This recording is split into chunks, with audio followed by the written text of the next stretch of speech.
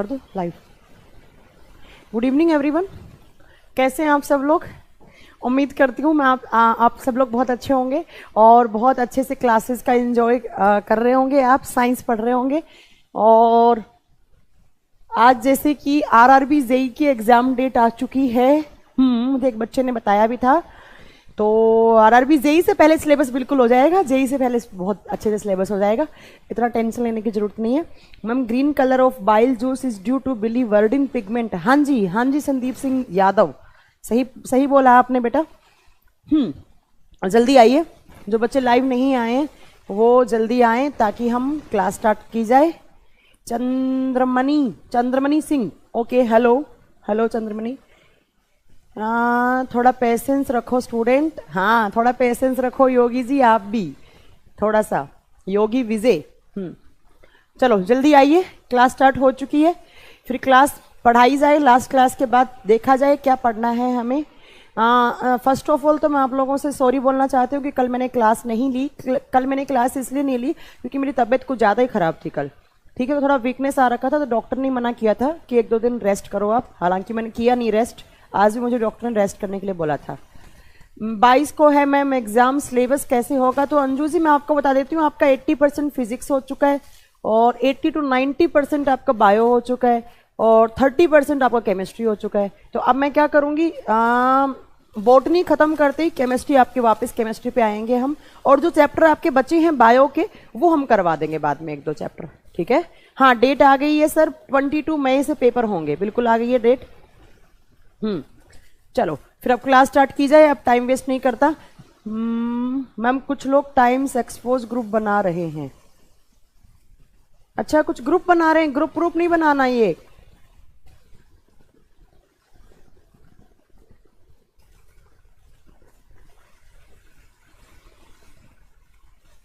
अरे हो जाएगा, सिलेबस क्या है, सिलेबस तो बहुत जल्दी। आर्टिफिशियल पेसमेकर क्या होता है तो बताएंगे, आर्टिफिशियल पेसमेकर क्या होता है?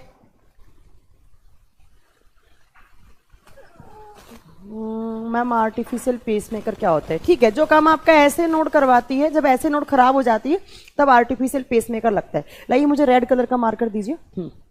देखिए, तो लास्ट क्लास में हमने क्या पढ़ा, हम प्लांट की मॉर्फोलॉजी के बारे में पढ़ रहे थे, है ना। हम प्लांट की मॉर्फोलॉजी के बारे में पढ़ रहे थे।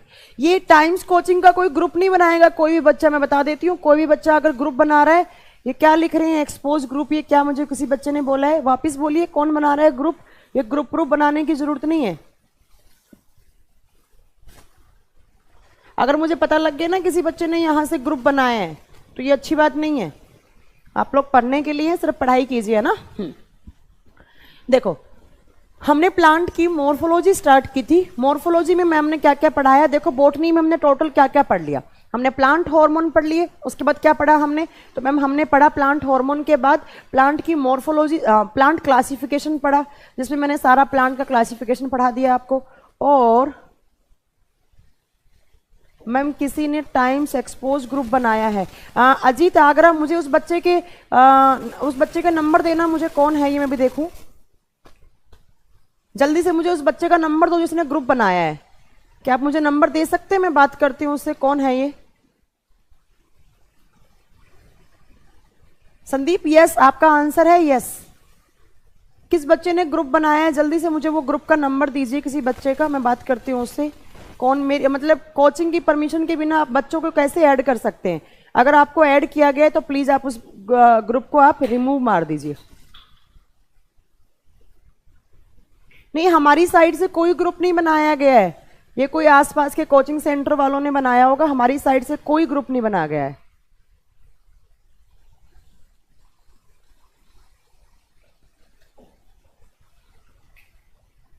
ये किसने बनाया है? ये डीपी सर का ये ग्रुप, ये कौन कर रहा है ये ग्रुप बाजी? मुझे बताइए किस बच्चे ने, मुझे उस बच्चे का नंबर दीजिए, ये कौन है ये? प्लीज मुझे उस बच्चे का नंबर दीजिए जिसने ग्रुप बनाया है। हाँ,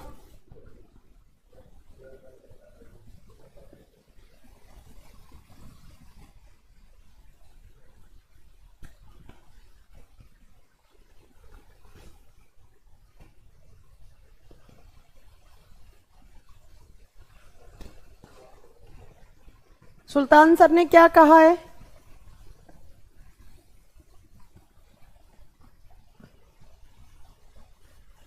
हाँ प्लीज मुझे यार लिंक सेंड करो यहाँ पे ग्रुप का, किसने किया है ये सब।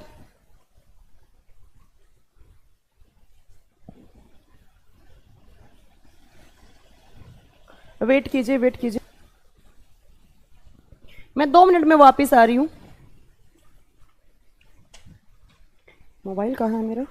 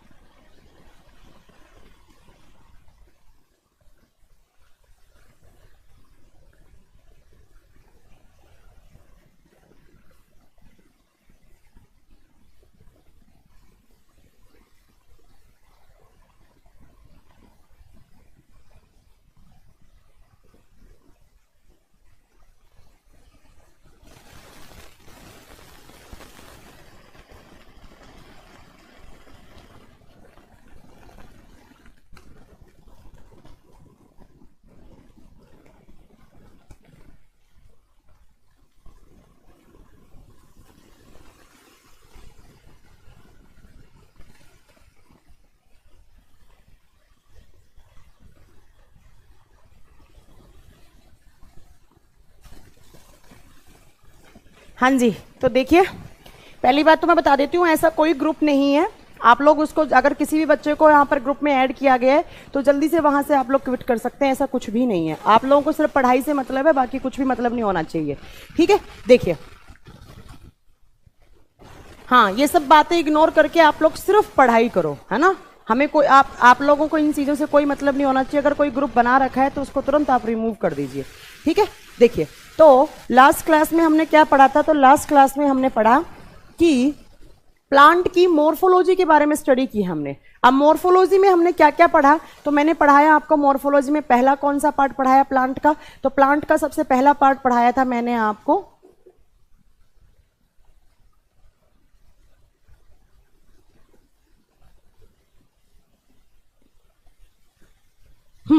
देखिए आज मुझे प्लांट का पार्ट स्टार्ट करना है फ्रूट। मैंने फ्लावर पढ़ा दिया है आपको, फ्लावर में मैंने सारी बातें बता दी हैं आपको। अब आपको स्टार्ट करना है फल, फ्रूट। फ्रूट में आपको क्या क्या पढ़ना है कि फ्रूट कितने टाइप के होते हैं, फ्रूट बनते कैसे हैं, ये सब आपको पढ़ने हैं, ठीक है। देखिए हाँ बसंत जी बिल्कुल केमिस्ट्री भी होगी, केमिस्ट्री भी होगी, रुक जाइए। और कभी भी एक बात बच्चा लाइफ में याद कर रखना, चाहे मैं हूं चाहे कोई हो, कोई भी हो, कभी भी किसी टीचर के भड़कावे में स्टूडेंट को नहीं आना चाहिए, सिर्फ अपनी पढ़ाई करनी चाहिए बच्चे को, स्टूडेंट को, ठीक है। देखिए हाँ आफ्ताब अंसारी केमिस्ट्री की भी क्लास चलेंगी, केमिस्ट्री की भी क्लास चलेंगी। देखिए फ्रूट में आपको क्या पढ़ना है, सबसे पहली बात तो मैंने आपको कल बताया था, कल नहीं परसों की क्लास में बताया था कि फ्रूट का निर्माण कहां से होता है, फ्रूट डेवलप्ड कहां से होता है। तो मैंने बताया था fruit is developed by ovary. तो आपको लिखना है पहला पॉइंट, इट डेवलप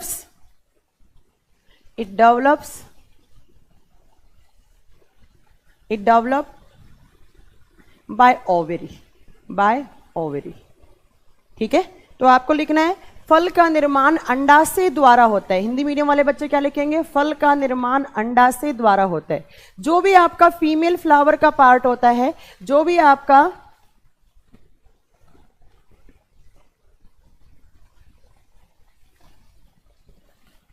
ठीक है, तो जो भी आपका फीमेल फ्लावर वाला पार्ट होता है, तो उसको फीमेल फ्लावर में मैंने आपको बताए थे कितने सारे पार्ट होते हैं, स्टिग्मा, स्टाइले, ओवरी, ओव्यूल, इतने सारे पार्ट होते हैं। तो ओवरी वाला जो पार्ट होता है उससे क्या बनता है, तो मैम खाने वाला फ्रूट बनता है, आपको हमेशा याद रखना है। और अगर मैं बात करूं सीड वाला पार्ट कहां से बनता है, तो मैम आपने बताया है ओव्यूल से क्या बनता है, सीड बनता है, या क्या बनता है, बीजांड वाला भाग बनता है, ठीक है। उसके बाद देखिए आपको पता होना चाहिए कि जो ओवरी की वॉल होती है, जैसे मैंने आपको कल बताया यहां पर कि ओवरी कैसी होती है, तो ऐसी होती है, इसके बाहर एक दीवार सी बनी होती है, ओवरी के बाहर दीवार बनी होती है, उसको कहा जाता है ओवरी वॉल, उसको कहा जाता है ओवरी वॉल। और हिंदी में कहा जाता है अंडाशय भित्ति, हिंदी में इसका नाम होता है अंडाशय भित्ति। अब आपसे पूछे कि ओवरी वॉल से क्या बनता है, तो आपको हमेशा बोलना है कि इससे क्या बनता है, इससे एक्सोकार्प बनता है, इससे एक्सोकार्प बनता है। या आप एक्सोकार्प को कभी कभी आपको एग्जाम में लिखा हुआ मिलेगा कि इससे पेरिकार्प बनता है, इससे पेरिकार्प बनता है। अब एक्सोकार्प क्या होता है, तो इसको कहा जाता है छिलका। जो फ्रूट के ऊपर जो छिलका लगा हुआ होता है वो कहां से बनता है, तो ओवरी वॉल से बनता है। जो अंडाशय की भित्ति होती है वो किस में चली जाती है, तो अंडाशय। हाँ अभी लीफ स्टार्ट करेंगे बसंत जी, रुक जाइए, अभी ये पढ़ लेते हैं, उसके बाद लीफ स्टार्ट करेंगे उसके बाद। तो ओवरी वॉल का निर्माण कहां से होता है, एक्सोकार्प या पेरिकार्प से। ये बहुत अच्छा क्वेश्चन है, आपको हमेशा याद रखना है। देखो जो आप फ्रूट वाला पार्ट खाते हैं वो कहां से बनेगा, ओवरी। जो बीज बनते हैं वो कहां से बनेंगे, ओव्यूल से। और जो छिलका होता है, जैसे आपने देखा होगा ऑरेंज के ऊपर जो छिलका लगा हुआ होता है वो कहां से बनता है, तो वो एक्सोकार्प से बनता है। ये तीनों क्वेश्चन, इसको फ्रूट वॉल भी कहते हैं या एक्सोकार्प भी कहा जाता है, ठीक है। एक्सोकार्प या कभी कभी इसको एपिकार्प या पेरिकार्प कहा जाता है, ये आपको याद रखनी है।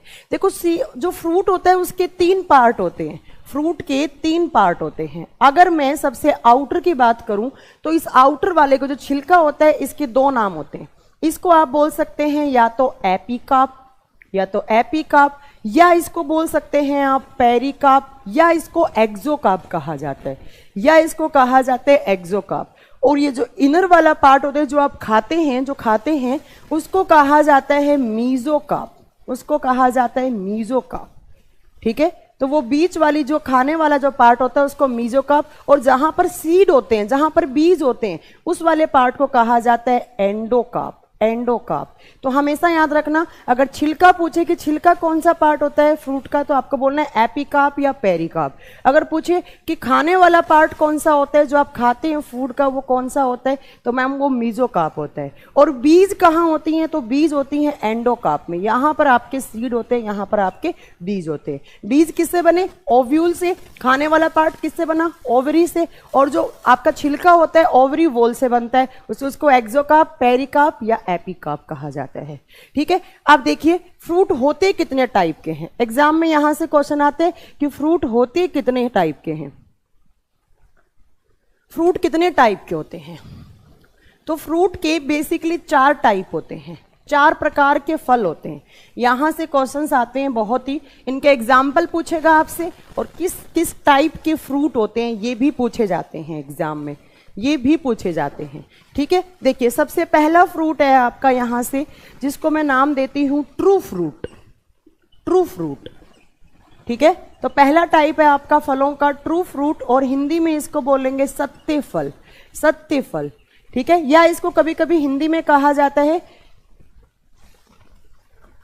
या मैम आपके फुल कॉन्सेप्ट और क्वेश्चन से मेरे मॉक टेस्ट में काफ़ी हेल्प मिल रही है।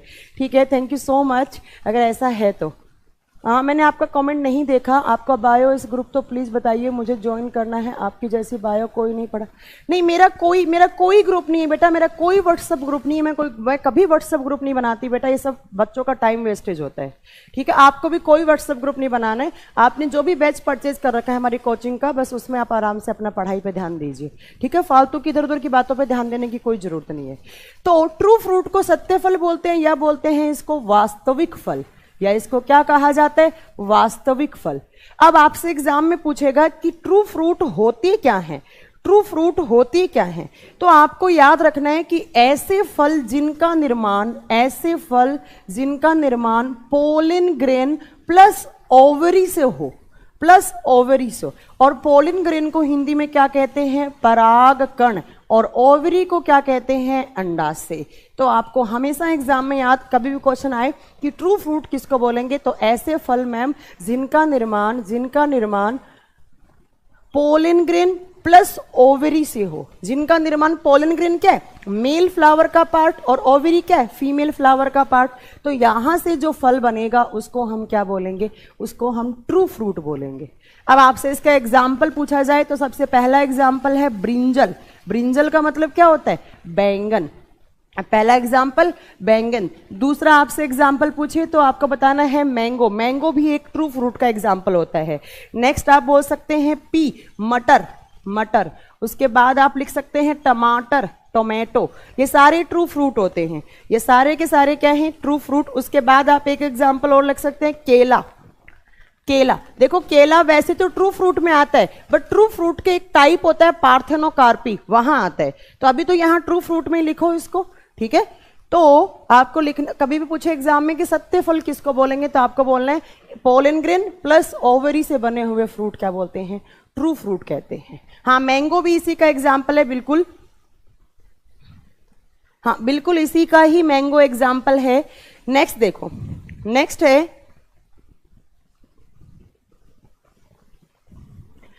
है फॉल्स फ्रूट।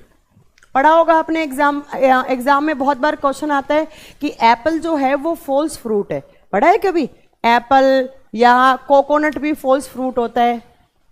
देखो दूसरा यहां पर है फॉल्स फ्रूट, दूसरा है यहां पर फॉल्स फ्रूट, और हिंदी में इसको कहा जाता है असत्य फल। ध्यान से सुनना, क्या होते हैं फॉल्स फ्रूट। फॉल्स फ्रूट किसको बोलते हैं हम, देखो जब फर्टिलाइजेशन हो किस किस के बीच में, पोलिन ग्रेन को हिंदी में क्या बोलेंगे, परागकण प्लस, अभी मैंने क्या बोला, ट्रू फ्रूट कब बनते हैं, जब पोलिन ग्रेन प्लस ओवरी का फर्टिलाइजेशन हो तो क्या बनते हैं, फॉल्स फ्रूट बनते हैं। अब ओवरी किसका पार्ट होता है, तो फीमेल फ्लावर का, फीमेल, ठीक है।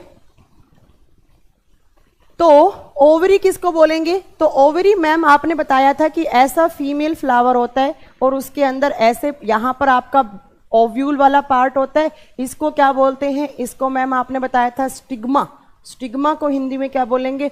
व्रतिकाग्र। इसको क्या कहा जाता है? इसको स्टाइले कहा जाता है। इसको क्या कहा जाता है? ओवेरी। इसको क्या कहा जाता है? ओव्यूल। अब ध्यान से सुनो, ट्रू फ्रूट ये हमेशा पोलन ग्रेन हमेशा कॉमन रहेगा।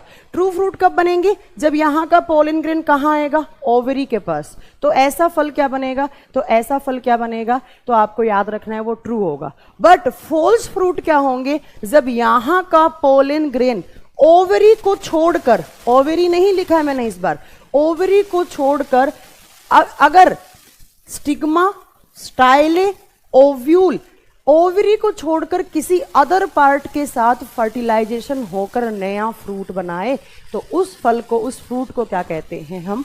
False fruit. नहीं समझ में आया? आप एक बात याद रख लो कि नॉर्मली जो ट्रू फ्रूट होते हैं वो किस किस के फर्टिलाइजेशन से बनते हैं? तो वो पोलन ग्रेन प्लस ओवरी के फर्टिलाइजेशन से बनते हैं। बट जब फॉल्स फ्रूट की बात करेंगे, असत्य फल की बात करेंगे, तो पोलन ग्रेन क्या करते हैं? इस ओवरी को छोड़कर किसी अदर पार्ट के साथ फर्टिलाइज होकर फ्रूट का निर्माण कर देते हैं। तो आपको यहां पर क्या लिखना है? Accept ovary. एक्सेप्ट ओवरी मतलब क्या हो गया? अंडाशय भाग को छोड़कर, अंडाशय को छोड़कर अगर किसी अदर पार्ट के साथ फर्टिलाइजेशन हो जाए, तो यहां पर एक्सेप्ट ओवरी का मतलब क्या हो गया? और कौन कौन सा पार्ट हो सकता है? स्टिग्मा वाला। और कौन सा हो सकता है? स्टाइले। और क्या हो सकता है? Ovule part. Ovule part. ठीक है। तो मैम जब पोलन ग्रेन आए यहाँ के, ओवरी को छोड़कर किसी अदर पार्ट के साथ फर्टिलाइज करके फ्रूट बना दिया, तो इस प्रकार का बना हुआ फ्रूट क्या होगा? इस प्रकार का बना हुआ फ्रूट फॉल्स फ्रूट होगा। इसको क्या बोलेंगे? झूठे फल बोलेंगे। अब आपको इसके एग्जाम्पल लिखने क्या क्या? एग्जाम में आपसे एग्जाम्पल ज्यादा पूछा जाता है। ठीक है, एग्जाम में से एग्जाम्पल ज्यादा पूछे जाते हैं। देखो कौन कौन से एग्जाम्पल। सबसे पहला आपको बताना है यहाँ एग्जाम्पल में एप्पल, एप्पल सेव। दूसरा यहां पर होता है काजू, काजू। ठीक है। और तीसरा कैशू नट, इंग्लिश में क्या बोलते हैं? तो कैशू नट।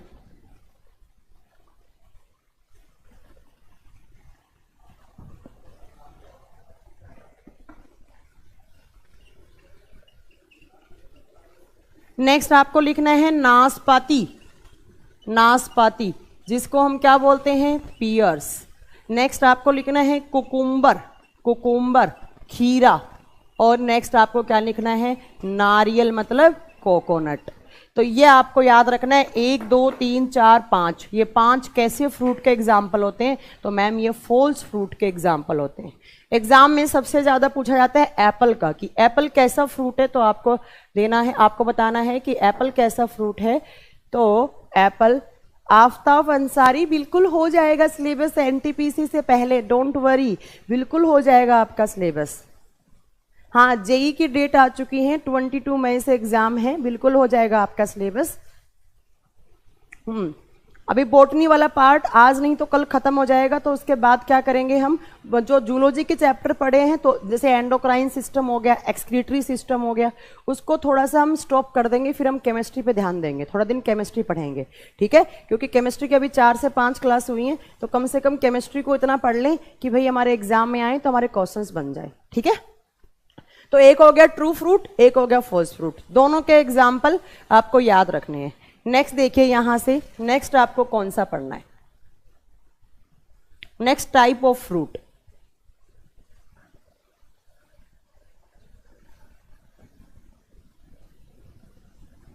और तुम लोग जितना ज्यादा हो, जो बच्चा अभी आरआरबी का पेपर देना है, तो वो जल्दी से जल्दी जितने ज्यादा मॉक टेस्ट हो उतने ज्यादा मॉक टेस्ट लगाएं। वो अभी कोई भी बुक खरीद लो, जितने ज्यादा हैं। हाँ, वैलिडिटी बढ़ा देंगे किरण यादव, कोई बात नहीं, बैच की वैलिडिटी बढ़ा देंगे, कोई दिक्कत नहीं है। ठीक है, नेक्स्ट देखो, नेक्स्ट है यहां पर तीसरे टाइप का फ्रूट है एग्रीगेट फ्रूट, एग्रीगेट फ्रूट। ठीक है, तो तीसरे टाइप का फ्रूट कौन सा होगा? इसका एग्जाम्पल में ज्यादा पूछे जाते हैं, ध्यान रखना है, एग्रीगेट फ्रूट। और हिंदी में इसको कहा जाता है पुंज फल, पुंज फल। ठीक है, पुंज फल। देखो ये कब बनते हैं, ये किसके फर्टिलाइजेशन से बनते हैं, तो ये पोलिन ग्रेन, पोलिन ग्रेन मतलब हिंदी में क्या बोलेंगे, परागकण। ये pollen grain plus several ovaries के फर्टिलाइजेशन से बनते हैं, सेवरल ओवरीज के फर्टिलाइजेशन से बनते हैं। ठीक है, देखो कैसे, मतलब सेवरल ओवरीज का मतलब क्या हो गया कि 2, 4, 5, 6 ओवरी एक साथ मिलकर फर्टिलाइज हो जाती हैं, किसके थ्रू, पोलन ग्रेन के थ्रू। हिंदी में बोलेंगे 2 या 2 से अधिक, 2 या 2 से अधिक अंडाशय, अंडाशय। देखो ध्यान से सुनना, कंफ्यूज मत होना। अगर एक ओवरी के साथ फर्टिलाइजेशन हुआ तो कैसे फ्रूट बने, ट्रू फ्रूट बने। बट अगर पोलन ग्रेन ने 2-4 ओवरीज के साथ फर्टिलाइजेशन कर दिया तो इस टाइप का जो फ्रूट बनेगा उसको हम नाम क्या देंगे, उस टाइप के फ्रूट को हम नाम क्या देंगे, एग्रीगेट फ्रूट, या हिंदी में क्या बोलेंगे इसको, पुंज फल बोलेंगे। और इसके एग्जाम्पल बहुत ही ज़्यादा इंपॉर्टेंट हैं, आपको याद करना। पहला इसका एग्जाम्पल ब्लैकबेरी, ब्लैकबेरी को हिंदी मीडियम वाले बच्चे क्या लिखेंगे, जामुन। इसका सबसे ज़्यादा एग्जाम्पल यही लिखा जाता है।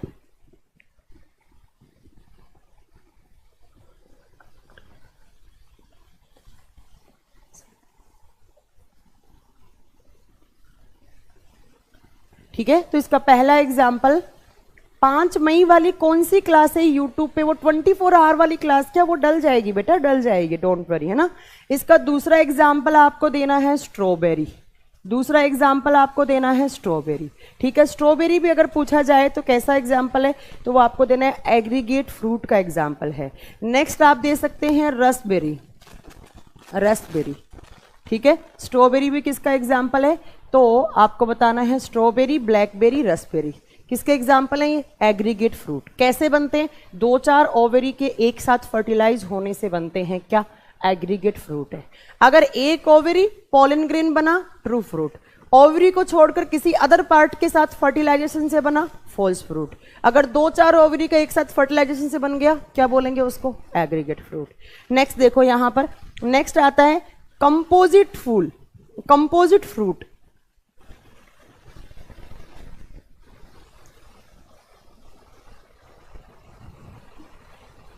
नेक्स्ट है यहां पर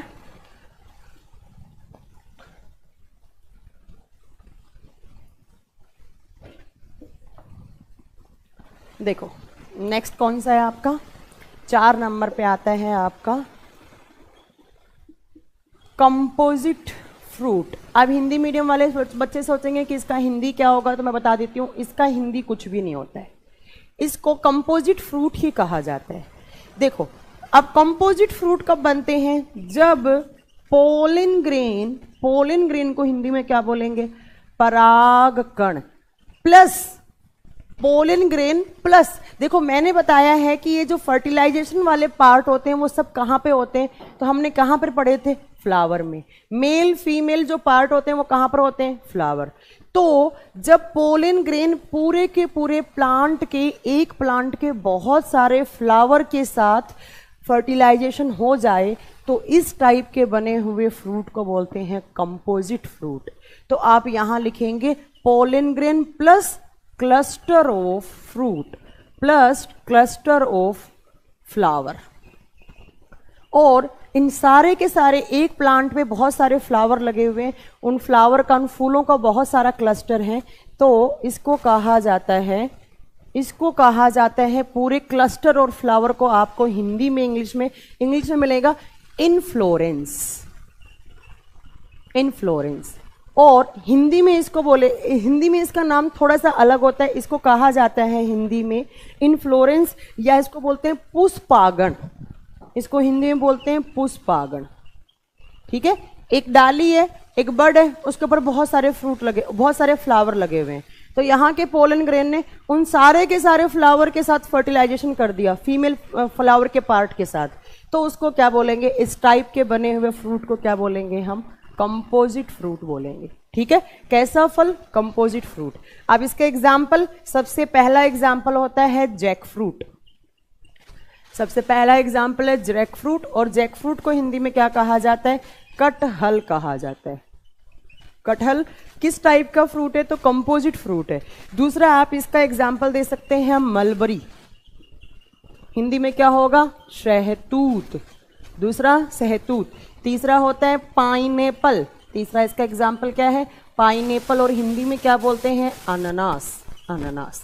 तो ये तीनों एग्जाम्पल किसके होते हैं? कंपोजिट फ्रूट के। एक बात याद रखना, रसबेरी, स्ट्रॉबेरी और जो आपका जामुन आता है वो कहाँ आए थे? इससे पहले वाले में, जिसको क्या बोला था? Aggregate fruit. बट अगर बात करें मलबरी की, तो मलबरी कहाँ आती है? सहतूत कहाँ आते हैं? मलबेरीज कहाँ आती हैं? सहतूत कहाँ आते हैं? तो कंपोजिट फ्रूट में। तो कितने टाइप के फ्रूट बता दिए मैंने? 4 टाइप के। कौन कौन सा? True fruit, false fruit, composite fruit, और तीसरा कौन सा था? तो एग्रीगेट फ्रूट। ये यहाँ से क्वेश्चंस आते हैं, ये सारे के सारे आपको पढ़ने हैं। ठीक है, ठीक है, इतने सारे आपको पढ़ने हैं। एक बच्चा बोल रहा है कि मैम आज आप बायो ले लो, फिर बायो को स्टॉप कर दो, केमिस्ट्री पढ़ा दो। हाँ बच्चा, मैं यही सोच रही हूँ कि बस आज बायो की क्लास लगवा देती हूँ, कल से हम केमिस्ट्री वापस केमिस्ट्री पे आ जाते हैं, क्योंकि केमिस्ट्री में आपका बहुत सारा सिलेबस बचा हुआ है, और केमिस्ट्री एक वीक लगातार पढ़ेंगे तो ऑलमोस्ट 80, 85, 90% आपकी केमिस्ट्री कंप्लीट हो जाएगी, क्योंकि 2-3 चैप्टर तो मैं आपको करवा भी चुकी हूँ केमिस्ट्री में। फिर वापस हम केमिस्ट्री पे ही आ जाते हैं कल से। कल से आपकी केमिस्ट्री की ही क्लास होगी। ठीक है, बायो का डॉक्टर बन गए आप? अरे नहीं, अभी कहाँ बन गए। तो बेटा आप कौन कौन से पार्ट कंप्लीट हो गए आपकी प्लांट की मॉर्फोलॉजी में? मैम आपने करवा दिया फ्लावर, आपने करवा दिया फ्रूट। ठीक है, तो फ्रूट में इतना ही याद रखना है आपको। अब नेक्स्ट पार्ट लिखना है आपको लीफ। नेक्स्ट पार्ट लिखना है आपको लीफ। अच्छा, एक क्वेश्चन और रह गया। क्वेश्चन आते हैं फ्रूट की स्टडी को क्या बोला जाता है? बायो की उस ब्रांच का नाम बताओ जिसमें फ्रूट की स्टडी की जाती है। तो आपको याद रखना है, to study about fruits is known as pomology. Pomology. ठीक है, तो आपको याद क्या रखना है? To study about fruits is known as pomology.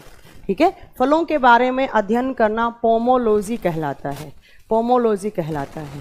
हाँ अंजू मैम, मुझे भी बहुत रेस्ट करने की ज़रूरत है। लिटरली बताऊँ तो डॉक्टर ने मुझे बोला है कि 5 से 6 दिन का बेड रेस्ट कीजिए, बट बिल्कुल बेड रेस्ट करने का भी है नहीं, क्योंकि बच्चों का एग्ज़ाम आ चुका है, तो मैं बिल्कुल बेड रेस्ट नहीं कर सकती, है ना।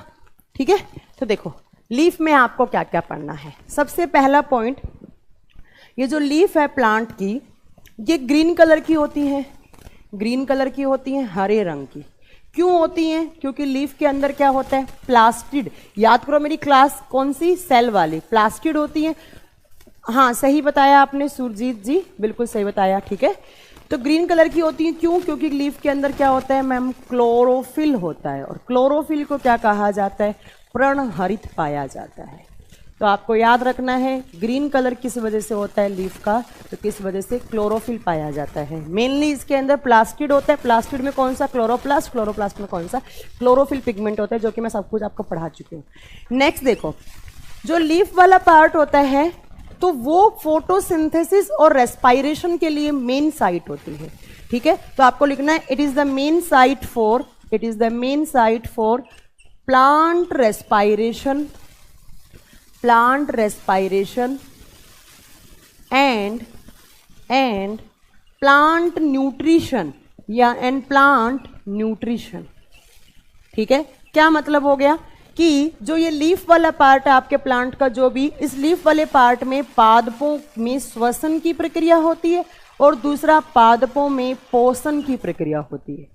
आपसे एग्जाम में पूछे प्लांट के उस पार्ट का नाम बताओ जहां पर रेस्पिरेशन न्यूट्रिशन का प्रोसेस होता है। अब न्यूट्रिशन कौन सी प्रोसेस के द्वारा होता है? मेनली फोटोसिंथेसिस प्रोसेस के द्वारा होता है। ठीक है, तो अब यहां पर प्लांट की रेस्पिरेशन की प्रोसेस होती है, तो ध्यान। और दूसरा न्यूट्रिशन, न्यूट्रिशन किस प्रोसेस द्वारा? तो मैम मेनली होती है फोटोसिंथेसिस द्वारा। अब बताओ फोटोसिंथेसिस में क्या बनता है? खाना बनता है। अब मुझे बताओ आपके घर में खाना कहाँ बनता है? रसोई में बनता है, किचन में बनता है। और अपने बॉडी में रेस्पिरेशन की प्रोसेस में मेन कौन सा ऑर्गन होता है? तो मैम मेन हम लोग सांस कहाँ से लेते हैं? फेफड़ों से। अब मुझे बताओ, अगर आपसे पूछे कि प्लांट का मेन रेस्पिरेटरी ऑर्गन क्या होता है, आपको आंसर क्या देना है? लीफ होता है। वैसे तो देखो प्लांट में रेस्पिरेशन की प्रोसेस रूट्स के थ्रू भी होती है, स्टेम के थ्रू भी होती है, कैसे होती है आगे बताऊंगी। बट जो मेन रेस्पिरेशन की प्रोसेस होती है प्लांट में, वो किसके थ्रू होती है? लीफ के थ्रू होती है। ठीक है, तो क्वेश्चन आता है कि प्लांट के किस पार्ट को प्लांट का रसोई घर कहा जाता है? आपको आंसर क्या देना है? लीफ वाले पार्ट को देना है। ठीक है, दूसरा आपसे पूछा जाए कि प्लांट का फेफड़ा किसको कहा जाता है? फेफड़ा, लंग्स, लंग्स और ऑफ प्लांट किसको कहेंगे? तो आपको आंसर हमेशा क्या देना है? लीफ को। किस पार्ट को पूछे तो लीफ को, क्योंकि लीफ में दोनों प्रोसेस होती है, रेस्पिरेशन और न्यूट्रिशन का प्रोसेस।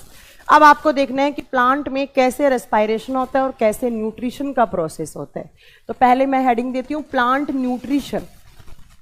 प्लांट न्यूट्रिशन, पादपों में पोषण की प्रक्रिया।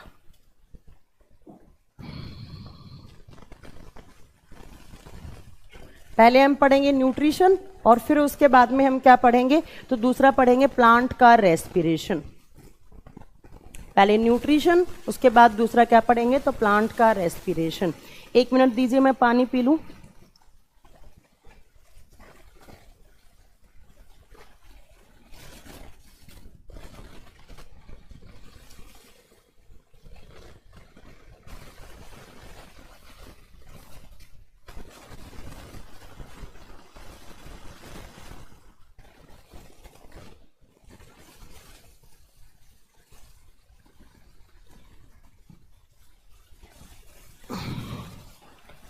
लिखिए, पहला आपको पढ़ना है प्लांट न्यूट्रिशन के बारे में,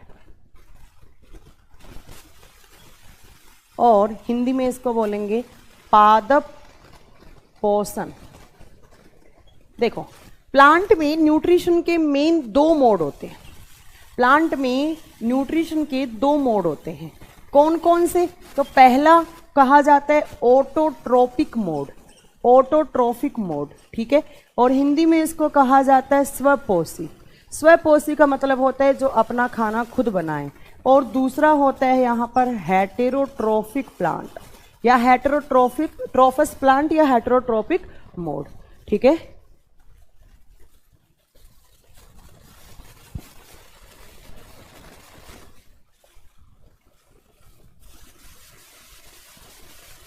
ठीक है, तो आपको लिखना है ऑटोट्रोफिक, हेटेरोट्रोफिक। ऑटोट्रोफिक का मतलब क्या हो गया? स्वपोषी, और हेटेरोट्रोफिक का मतलब हो गया परपोषी। ठीक है, देखो ऑटोट्रोफिक का मतलब क्या होता है? ऑटो का मतलब होता है ऑटोमेटिक, अपने आप।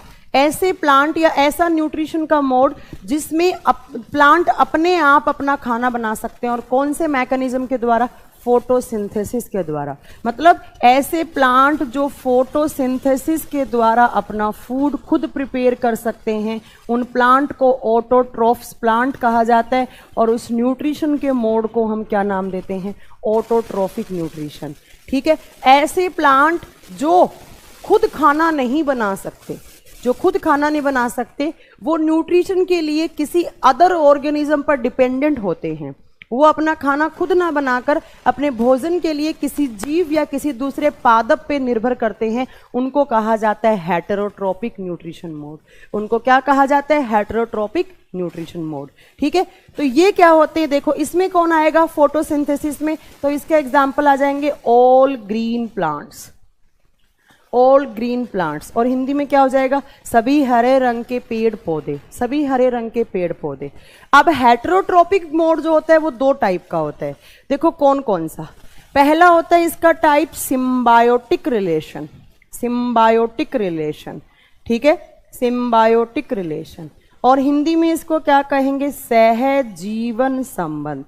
क्या मतलब हो गया कि मैम सिम्बायोटिक रिलेशन का मतलब आपने बताया है कि 2 अलग अलग ऑर्गेनिज्म एक साथ रह रहे हैं, एक दूसरे को बेनिफिट पहुंचा रहे हैं। उस रिलेशन को साइंस में क्या कहते हैं? सिम्बायोटिक रिलेशन कहते हैं।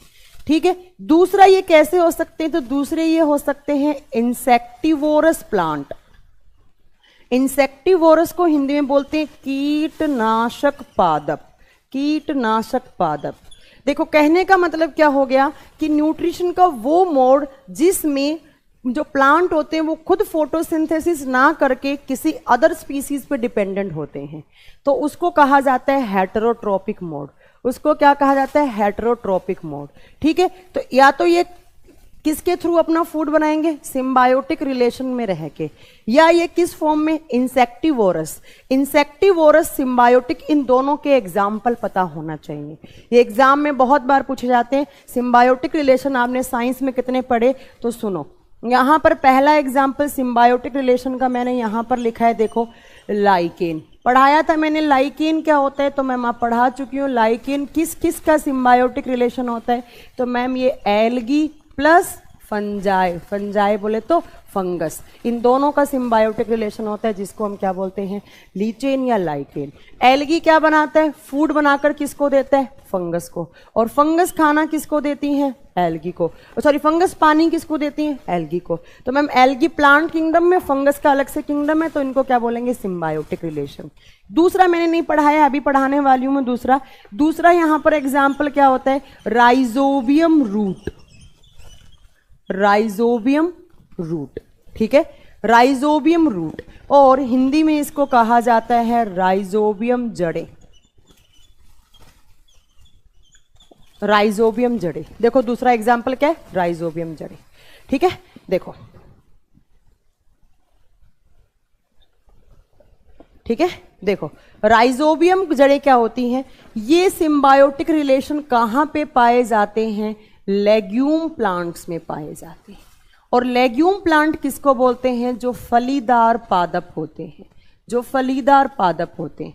अब होता क्या है बेसिकली इन लेग्यूम प्लांट्स में, देखिए मैं इधर समझा रही हूं, इन लेग्यूम प्लांट्स में जो रूट्स होती हैं, वो रूट सिम्बायोटिक रिलेशन में रहती हैं किसके साथ, तो एक बैक्टीरिया होते हैं, उनका नाम होता है राइजोबियम बैक्टीरिया।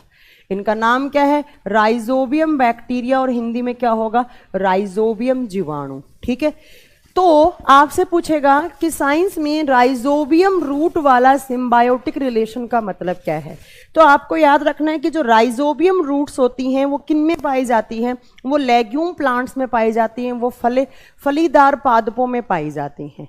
ठीक है, फलीदार पादपों में पाई जाती हैं। कैसे, तो मैम जो रूट होती हैं लेग्यूम रूट, उन रूट के पास आप बता चुकी हूँ उनका क्या होता है, उनका स्टोरेज फूड होता है, उनका स्टोरेज फूड। और रूट के पास स्टोरेज फूड किस फॉर्म में होता है, मैम आपने हमें पढ़ाया है स्टार्च की फॉर्म में होते हैं, पढ़ाया ना मैम ने स्टार्च की फॉर्म। तो जड़ों के पास क्या है, खाना, तो ये जड़ें अपना खाना किसको देती हैं, इस राइजोबियम बैक्टीरिया को देती हैं। और ये जो राइजोबियम बैक्टीरिया होता है वो नाइट्रोजन फिक्सेशन का काम करता है, और ये अपना नाइट्रोजन किसको देता है, रूट को देता है। नाइट्रोजन किसको देता है, रूट को देता है। ठीक है, तो एक ये आपको सिम्बायोटिक याद रखना है, एक साइंस में ये वाला सिम्बायोटिक होता है जो मैंने आपको अभी पढ़ाया है, और एक ये लाइकेन, और एक और मैंने पढ़ाया है माइकोराइजा, पढ़ाया है ना माइकोराइजा। तो ये 3 हो गया। तो रूट ने अपना खाना किसको दिया, स्टार्च को, और इसने अपने नाइट्रोजन दिया। नाइट्रोजन आपको पता है प्लांट में बहुत सारे काम में आती है। ठीक है, तो नाइट्रोजन भी प्लांट को चाहिए। तो प्लांट ने दूसरा जो हेटेरोट्रोपिक मोड है वो उसमें सिम्बायोटिक रिलेशन में रहते हैं। कौन कौन से, दोनों एग्जाम्पल आपको याद रखना है। इसका एग्जाम्पल आप दे सकते हैं, जैसे पी मटर का पौधा, उसके अंदर होती है। एक होते हैं मैंगो जिंजर प्लांट, उसके अंदर भी ये होती है। ठीक है, अब आइए यहाँ पर इंसेक्टिवोरस। इंसेक्टिवोरस का मतलब है ऐसे प्लांट जो इंसेक्ट्स खाते हों, इनको बोलते हैं insects eating plant. Insects eating plant, ऐसे पादप जो कीड़े मकोड़े खाते हों, कीड़े मकोड़े खाने वाले पादप। एग्जाम्पल बता सकते हैं आप मुझे इसका, इसके एग्जाम्पल बहुत बार पूछे जाते हैं एग्जाम में, जल्दी बताइए इसका एग्जाम्पल बताइए मुझे, इसका एग्जाम्पल क्या हो सकता है। इसका पहला एग्जाम्पल है ब्लैडर।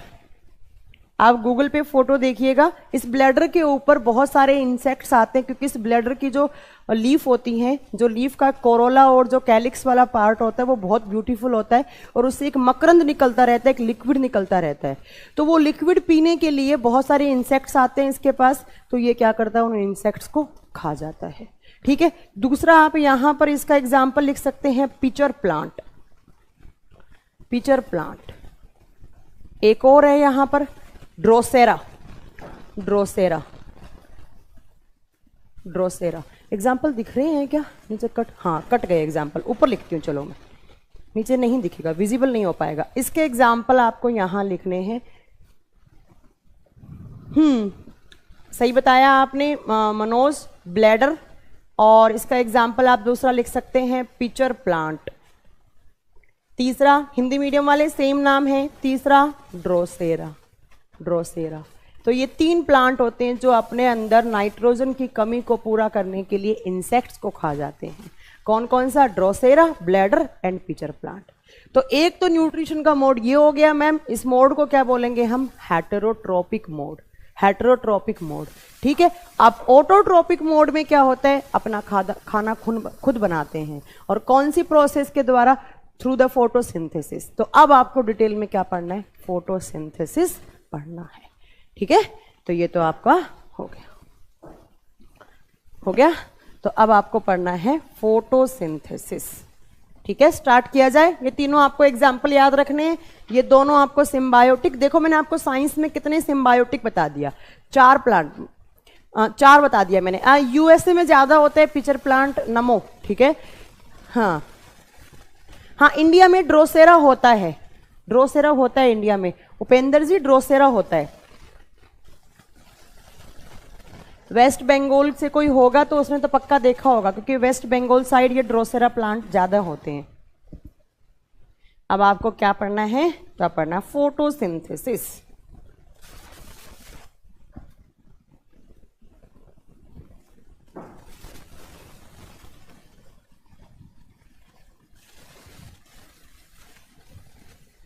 फिर पढ़ेंगे प्लांट का रेस्पायरेशन। तो आपका लीफ वाला पार्ट क्या हो जाएगा? कंप्लीट हो जाएगा।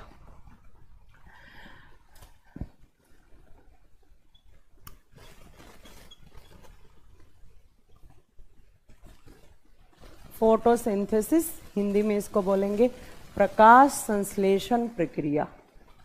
प्रकाश संश्लेषण प्रक्रिया या प्रकाश संश्लेषण की क्रिया, ठीक है। जितने क्वेश्चंस आते हैं सिर्फ मैं वही बताऊंगी, वही वाला पार्ट मैं आपको यहां कवर करवाऊंगी।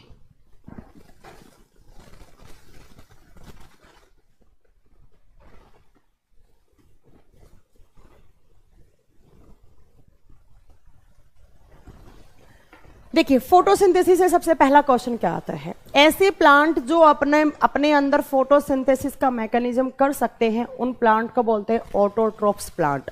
जो अपना खाना खुद बना सकते हैं फोटोसिंथेसिस प्रोसेस के थ्रू, उनको बोलते हैं स्वपोषी प्लांट, खुद बनाने वाला।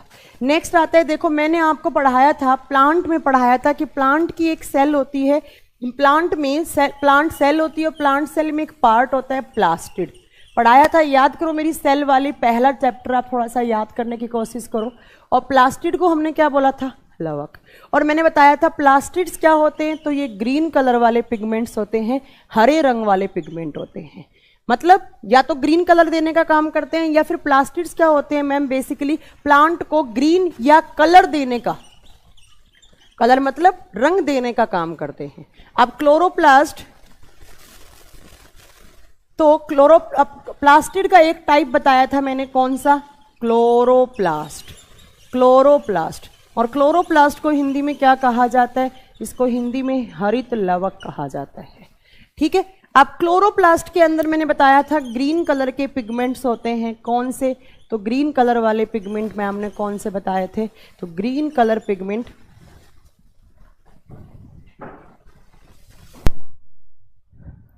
ग्रीन कलर पिगमेंट का नाम क्या बताया था? अरे भैया क्या हो गया मार्कर में?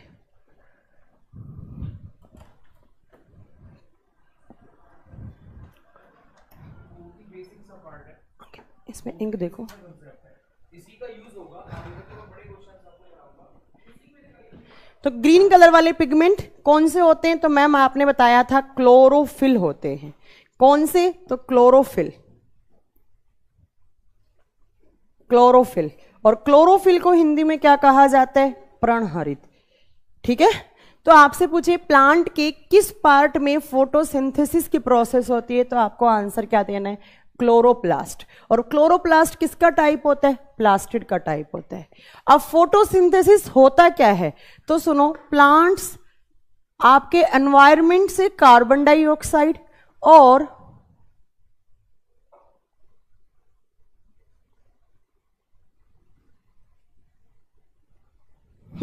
देखिए, तो प्लांट्स क्या करते हैं?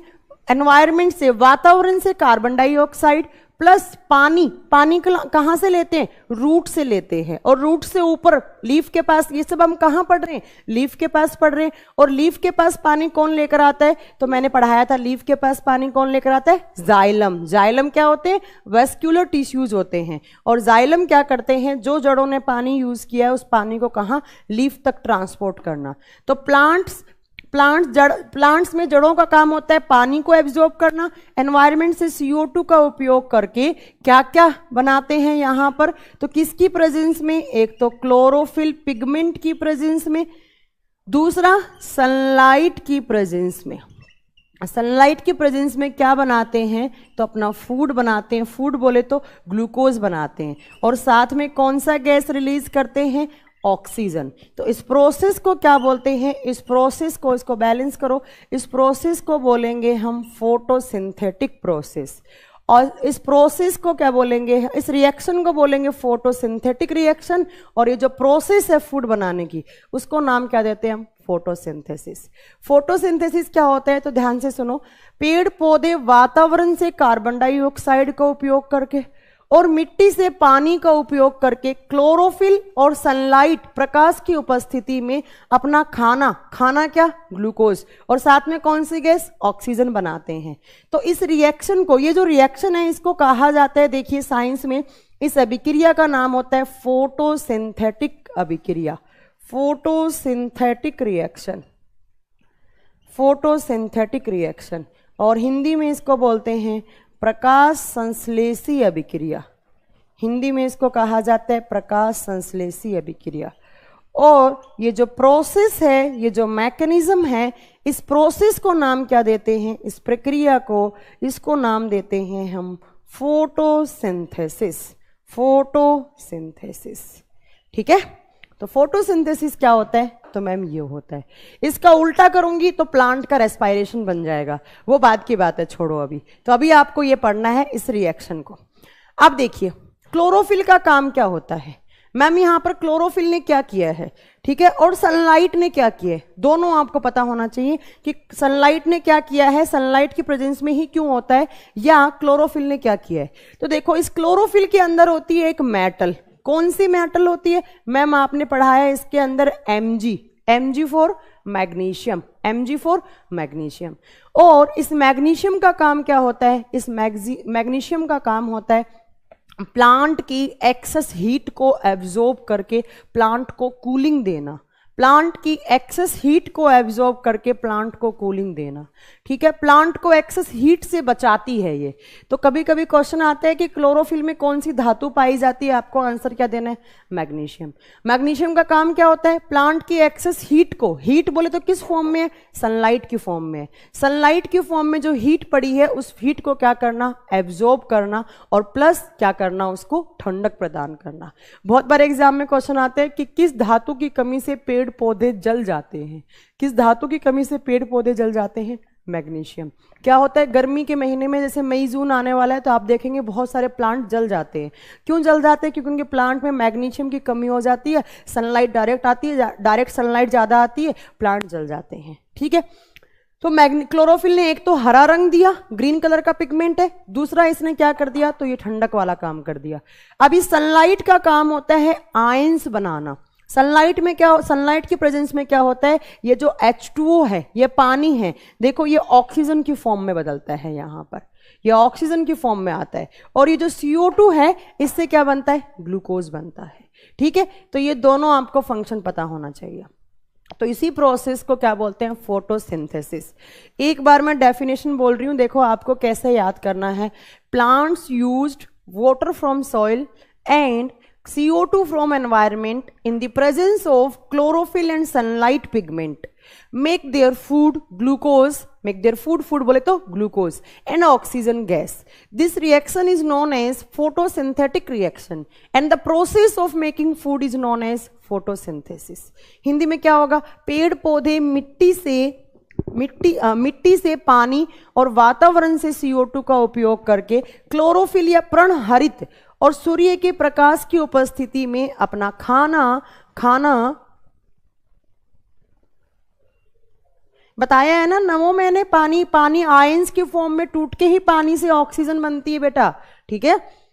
तो मिट्टी से पानी और कार्बन डाइऑक्साइड का उपयोग करके क्लोरोफिल सनलाइट की प्रेजेंस में अपना खाना बोले तो ग्लूकोज बनाता है। अब देखो खाना कहाँ बना, तो मैम ये प्लांट की लीफ वाला पार्ट है, यहां पर क्या हुआ, फोटोसिंथेसिस। ये प्लांट की क्या है, रूट है।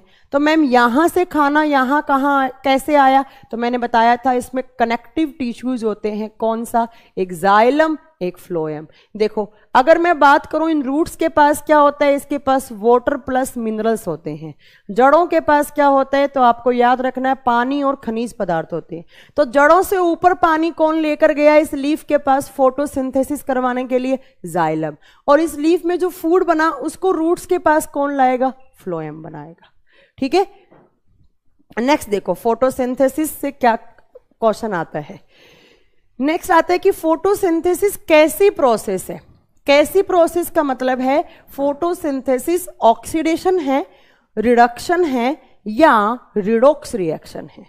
ऑक्सीडेशन है या रिडक्शन है या रिडॉक्स है। तो आपको हमेशा आंसर देना है photosynthesis is a redox reaction. Photosynthesis is a redox reaction. प्रकाश संश्लेषण की प्रक्रिया एक रिडॉक्स अभिक्रिया होती है। रिडॉक्स क्या होता है, जल्दी से कमेंट करके बताइए कि ऑक्सीडेशन क्या होता है और रिडक्शन क्या होता है। 1 मिनट में जल्दी बताइए कि ऑक्सीडेशन क्या होता है और रिडक्शन क्या होता है। जल्दी से मुझे आंसर करके बताएंगे बच्चे कि ऑक्सीडेशन क्या होता है और रिडक्शन क्या होता है।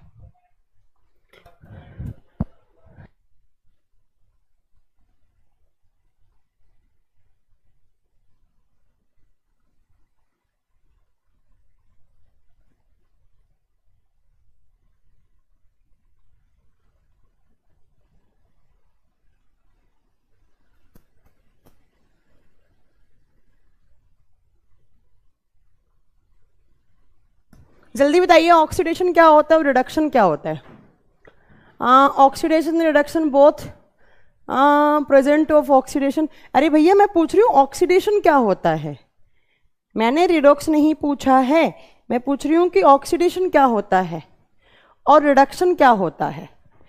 Present of oxygen oxidation Devashish Jharkhand ने बोला है। देखो ये जो पानी है इससे ऑक्सीजन का मॉलिक्यूल बन रहा है।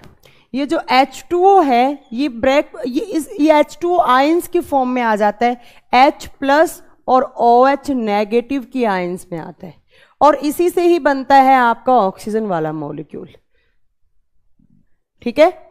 ऑक्सीजन वाला मॉलिक्यूल देखो H2O आयंस की फॉर्म में आया है, तो इस प्रोसेस को कहा जाता है ऑक्सीडेशन। इस प्रोसेस को कहा जाता है ऑक्सीडेशन। और ये जो CO2 है, इस CO2 से किसका फॉर्मेशन हुआ है, ग्लूकोज का। इस CO2 से किसका फॉर्मेशन हुआ है, हाँ सही बताया आपने दीपांकर जी, अच्छा बताया आपने। हाँ H+ निकलता है, दीपांकर ने भी सही बताया है। और Pradeep Kumar present of oxygen oxidation absence, हाँ आपने भी सही बताया है, ठीक है। CO2 से क्या बना है, ग्लूकोज। तो आपको यहां लिखना है formation of glucose from carbon dioxide. देखो एक डेफिनेशन ये भी होती है ऑक्सीडेशन की कि बड़े मॉलिक्यूल से छोटे आयंस की फॉर्म में आना ऑक्सीडेशन। और रिडक्शन क्या होता है, छोटे मॉलिक्यूल से बड़ा मॉलिक्यूल बनना, इसको बोलते हैं रिडक्शन। हिंदी में इसको बोलेंगे अपचयन और इसको बोलेंगे उपचयन। इसको बोलेंगे रिडक्शन और हिंदी में क्या बोलेंगे इसको, उपचयन। अब देखो जहां पर दोनों रिएक्शन हो, ऑक्सीडेशन भी हो और रिडक्शन भी हो, तो उस रिएक्शन को क्या बोलते हैं हम, रिडॉक्स रिएक्शन। उसको क्या बोलते हैं, रिडॉक्स रिएक्शन। शाहिल जी आपने सही आंसर दिया, H+ निकलता है, देखो यहां पर H+ निकल गया, ठीक है, या आयंस की फॉर्म में आ गया। तो आपको क्या याद रखना है कि जो फोटोसिंथेसिस होता है उसमें ऑक्सीडेशन भी होता है, ऑक्सीडेशन प्लस रिडक्शन भी होता है उसमें, और जहां दोनों होती हैं तो उस रिएक्शन को क्या नाम दिया जाता है, रिडॉक्स। हिंदी में क्या बोलेंगे इसको, अपचयन और इसको क्या बोलेंगे, उपचयन। और जहां दोनों हो उसको क्या कहा जाता है, उसको रिडॉक्स कहा जाता है। तो आपको याद रखना है कि फोटोसिंथेसिस कैसा रिएक्शन है, एक रिडॉक्स रिएक्शन है। ठीक है, कुछ समझ में आ भी रहा है कि नहीं आ रहा है? तुम लोगों को समझ में आ भी रहा है या नहीं आ रहा है, जल्दी बताइए। ऐसा ना हो कि मैम लगी पड़ी हो और आपको कुछ समझ में ही ना आ रहा हो, तो ये भी तो गलत बात है।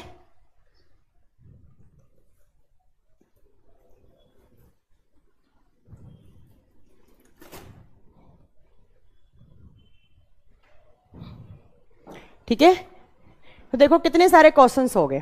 देखो अभी तक कितने सारे क्वेश्चन हो गए। पूछे फोटोसिंथेसिस प्लांट के किस पार्ट में होता है, लीफ में होता है। ये मैं क्वेश्चन करवा रही हूं फोटोसिंथेसिस से अभी तक के, फिर और बताऊंगी। ठीक है, अच्छा राइट साइड में दिख नहीं रहा, चलो ये दोनों जहां हो जाती हैं उसको रिडॉक्स बोला जाता है, उसको रिडॉक्स बोला जाता है, उसको रिडॉक्स कहा जाता है।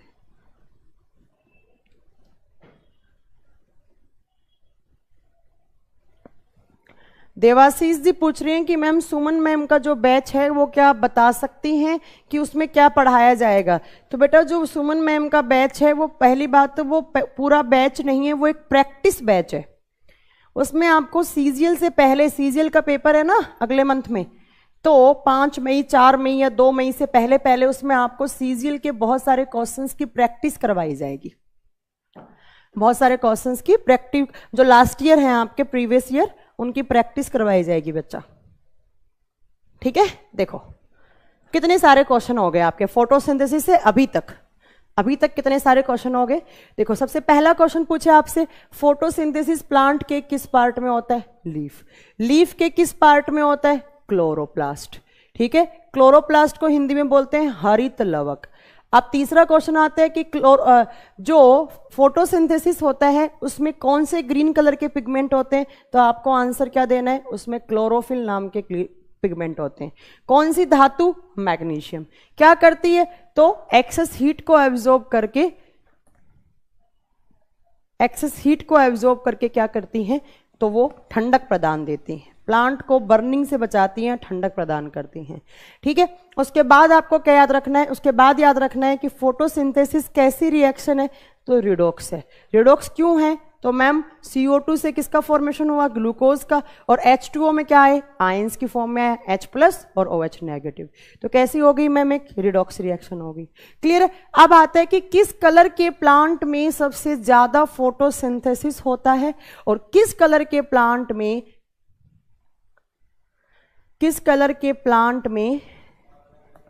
ठीक है, मैं आज MCQ चैप्टर वाइज डलवा दूंगी। अगर आपको पेपर से पहले MCQ चाहिए तो देखती हूं मैं, काम हो गया होगा तो मैं डलवा दूंगी, सर अपडेट करवा दूंगी बिल्कुल। ठीक है, तो पूछे किस कलर के प्लांट में फोटोसिंथेसिस सबसे ज्यादा होता है, तो आपने स्कूल में पढ़ा था विबग्योर, VIBGYOR। आर का मतलब रेड और ये वॉयलेट बैंगनी।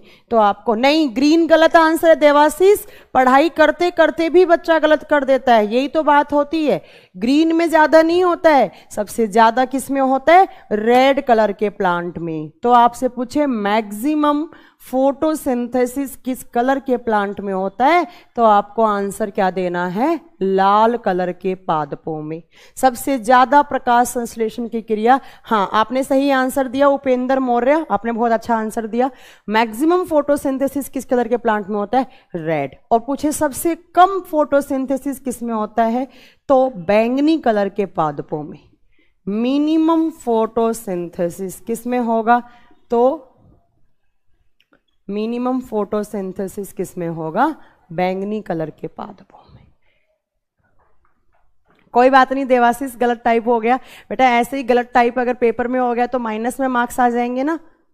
हाँ, रेड में मैक्सिमम, ये बहुत अच्छा आंसर दिया आपने, रेड में मैक्सिमम एंड बैंगनी में मिनिमम, बहुत सही आंसर दिया आपने प्रदीप कुमार गुप्ता।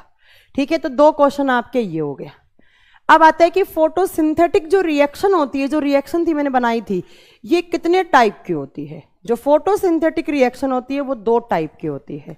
ठीक है, मैं 1 मिनट में आई, पानी पीकर आती हूँ। ठीक है, गला सूख गया, अभी आई 1 मिनट में।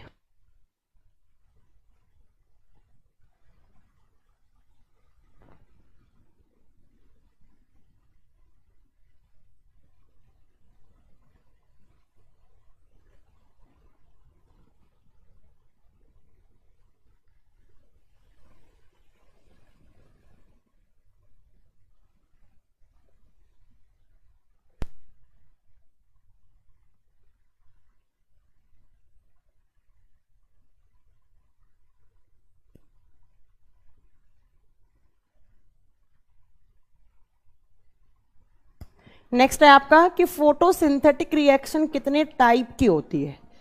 तो ये जो प्रकाश संश्लेषी अभिक्रिया होती है ये 2 टाइप की होती है।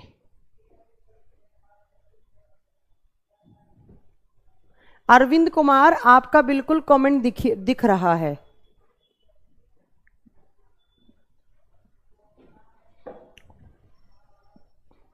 देखो, जो फोटोसिंथेटिक रिएक्शन होती है वो 2 टाइप की होती है। कौन कौन सी? तो पहली वाली को बोलते हैं light photosynthetic reaction. Light photosynthetic reaction. और दूसरी को कहा जाता है डार्क फोटोसिंथेसिस रिएक्शन। दूसरी को कहा जाता है डार्क फोटोसिंथेसिस रिएक्शन। हिंदी में देखो क्या बोलेंगे, इसको बोलेंगे प्रकाश वाली रासायनिक अभिक्रिया। रासायनिक अभिक्रिया। और इसको कहेंगे प्रकाशहीन रासायनिक अभिक्रिया। ज्यादा नहीं, थोड़ी बहुत आपको यहां से पॉइंट याद रखने हैं, 3-4 पॉइंट याद रखने हैं। ठीक है, देखो पहला तो आपको नाम से क्लियर हो रहा होगा कि इस रिएक्शन में क्या चाहिए, लाइट चाहिए। बट ये रिएक्शन किसकी प्रेजेंस में हो जाती है? तो डार्क में भी हो जाती है। हाँ शिवम कुमार जी बिल्कुल, मैंने जिम्नोस्पर्म पढ़ाया है आशीष कुमार मिश्रा।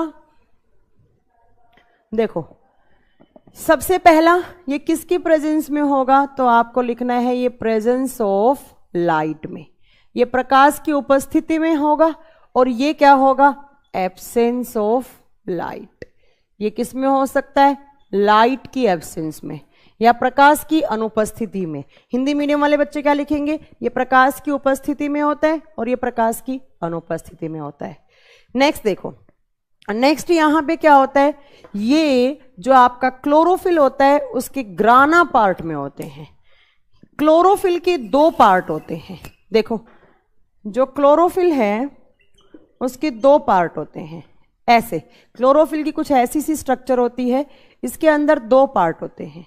अगर मैं बात करूं ये जो आउटर मेम्ब्रेन वाला है, थोड़ा थोड़ा ये जो आउटर मेम्ब्रेन वाला है इसको कहा जाता है ग्राना पार्ट। इसको कहा जाता है ग्राना पार्ट। तो हिंदी मीडियम वाले बच्चे सेम नाम लिखेंगे ग्राना भाग। आपसे पूछे कि लाइट फोटोसिंथेटिक रिएक्शन क्लोरोफिल के कौन से पार्ट में होते हैं, आपका बोलना है ग्राना पार्ट। ठीक है, हाँ शिवम अग्रवाल सही आंसर दिया। और आपसे पूछा जाए, वहां रखा होगा, कि जो डार्क फोटोसिंथेसिस रिएक्शन होती हैं वो क्लोरोफिल के किस पार्ट में होती हैं, तो आपको बताना है ये स्ट्रोमा वाले पार्ट में होती हैं। कहाँ होती हैं? स्ट्रोमा वाले पार्ट में होती हैं। ठीक है, तीसरा डिफरेंस क्या होता है? ग्राना ये वाला, स्ट्रोमा ये वाला होता है। ठीक है, स्ट्रोमा ये वाला होता है, इसको कहा जाता है स्ट्रोमा पार्ट। सही बताया आपने। सबसे पहले देखो देवाशीष ने एक बात बताया है, देखो कि मैम सबसे पहले जो फोटोसिंथेसिस की रिएक्शन हुई थी उसकी खोज किसने की थी? तो स्टेफन हेल्स ने की थी। अगर पूछे सबसे पहले स्टेफन हेल्स ने किसकी खोज की थी? लाइट फोटोसिंथेटिक रिएक्शन की थी। अगर पूछा जाए ये स्टेफन हेल्स ने की थी, इसकी स्टेफन हेल्स ने। और किस प्लांट में की थी? तो मैंने आपको बताया था एल्गी में की थी, एल्गी में। ठीक है, नेक्स्ट आओ यहां पर लाइट फोटोसिंथेटिक रिएक्शन में क्या होता है? इसमें हमेशा जो एनर्जी होती है, जो एनर्जी बोले तो ऊर्जा, ऊर्जा यहां आयंस की फॉर्म में होती है। आयंस बोले तो H+ और OH नेगेटिव की फॉर्म में, आयंस की फॉर्म में एनर्जी होती है। बट अगर मैं यहां पर बात करूं तो एनर्जी किसकी फॉर्म में होती है? यहां पर जो ऊर्जा होती है वो ATP की फॉर्म में होती है। ATP बोले तो adenosine triphosphate, adenosine triphosphate, adenosine triphosphate.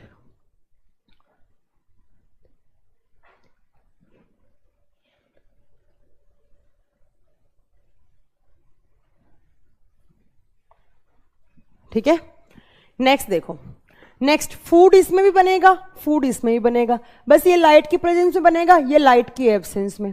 ठीक है, नेक्स्ट यहां पर जो फूड बना है लाइट फोटोसिंथेसिस रिएक्शन में, तो ये फूड जो है, फूड कहां बनता है मैम? अगर बात करें फूड कहां पर बनता है, लीफ में बनता है। तो लीफ से जो फूड आता है प्लांट के अदर अदर पार्ट में, तो वो किस साइकिल के थ्रू आता है? तो उस साइकिल का नाम होता है कैल्विन साइकिल, उसको कहा जाता है कैल्विन चक्र। तो आपको याद रखना है कि जो फोटोसिंथेसिस के थ्रू जो खाना बनता है वो किस चक्र के थ्रू प्लांट के सारे पार्ट में आता है। तो आपको लिखना है, तो कौन से प्लांट, इवनिंग में CO2 की जरूरत नहीं होती, अभी बताएंगे, हाँ अभी बताएंगे, श्री राम जी अभी बताएंगे।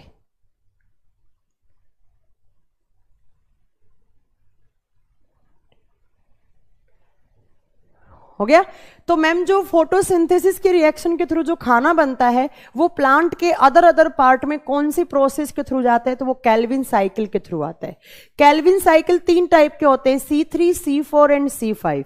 तो क्वेश्चन आएगा आपके पास कि जो लाइट फोटोसिंथेटिक रिएक्शन होती हैं इसमें जो खाना बना है वो कौन कौन से कैल्विन साइकिल के थ्रू प्लांट के अदर पार्ट्स में उसको ट्रांसफर किया जाता है। तो आपको यहां पर लिखना है, यहां पर C3 एंड C4 पाथवे, या आप बोल सकते हैं C3 and C4 cycle. C का फुल फॉर्म क्या है? तो यहां पर कैल्विन साइकिल। तो यहां पर जो फूड होता है वो किस पाथवे के थ्रू ट्रांसफर होता है? C3 and C4, C3 and C4। और यहां पर जो फूड होता है वो C5 पाथवे के द्वारा ट्रांसफर किया जाता है। कैल्विन चक्र 5, कैल्विन चक्र 5 इसके थ्रू प्लांट के अदर अदर पार्ट्स में ट्रांसफर किया जाता है। ठीक है, इतने आपको यहां पर बातें रखनी है, ज्यादा कोई याद नहीं करनी है बातें, ज्यादा कुछ नहीं पूछा जाता है यहां से। कभी कभी क्वेश्चन आ जाते हैं, सीधा याद करो ये लाइट की प्रेजेंस में होगा, लाइट की प्रेजेंस में होगा तो हमेशा ग्राना वाले पार्ट में होता है। यही सबसे अच्छा क्वेश्चन है, यहां से यही क्वेश्चन सबसे अच्छा है, इसके अलावा कोई ऐसा कोई क्वेश्चन नहीं बनता है। जो एनर्जी होती है वो आयंस की फॉर्म में होती है, ऑक्सीडेशन होकर आयंस की फॉर्म में एनर्जी बन जाती है, और यहाँ पे एनर्जी हमेशा एनर्जी ATP या कैलोरीज की फॉर्म में होती है। ठीक है, यहाँ पर जो फूड बना वो C3 और C4 पाथवे के द्वारा ट्रांसफर होता है, और वहां पर कहाँ हो जाता है? तो C5 पाथवे के द्वारा हो जाता है। इतना आपको पढ़ना है किसमें? तो आपको फोटोसिंथेसिस में पढ़ना है, इतना आपको फोटोसिंथेसिस में पढ़ना है। एक क्वेश्चन पूछूं आपसे, एक क्वेश्चन है मेरा आपसे कि फर्स्ट ऑर्गेनिक कंपाउंड कौन सा था जो लैब में बनाया गया था? जो लैब में बनाया गया था, कौन सा फर्स्ट ऑर्गेनिक कंपाउंड लैब में बनाया गया था?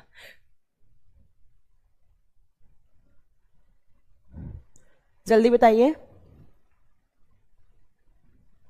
फर्स्ट ऑर्गेनिक कंपाउंड अभी बताऊंगी। श्री राम, जय श्री राम, रुक जाइए, अभी आंसर दूंगी, अभी आंसर मिलेगा आपको कि रात को पेड़ पौधे CO2 क्यों नहीं लेते हैं।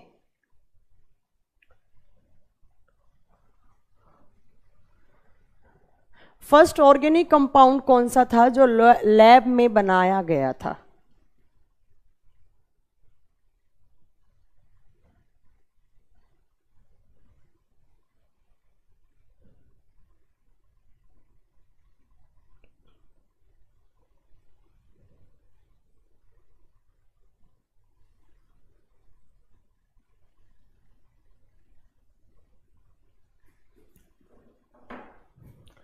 एक बच्चे ने पूछा है कि मैम स्ट्रोमा क्या होता है?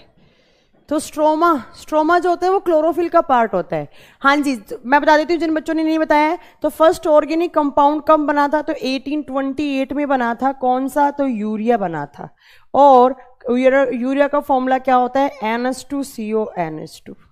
ठीक है, एक क्वेश्चन और पूछूं, सिगरेट लाइटर में कौन सी गैस होती है? सिगरेट लाइटर में कौन सी गैस होती है? जल्दी बताइए, सिगरेट लाइटर में कौन सी गैस होती है और उसका कैलोरीफिक वैल्यू कितना होता है?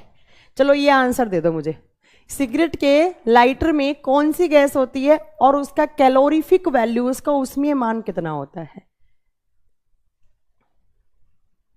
ब्यूटेन। ब्यूटेन सही आंसर है। सिगरेट के लाइटर में ब्यूटेन होती है, बट उसका कैलोरीफिक वैल्यू कितना होता है, उसका उष्मीय मान कितना होता है? जल्दी बताइए मुझे।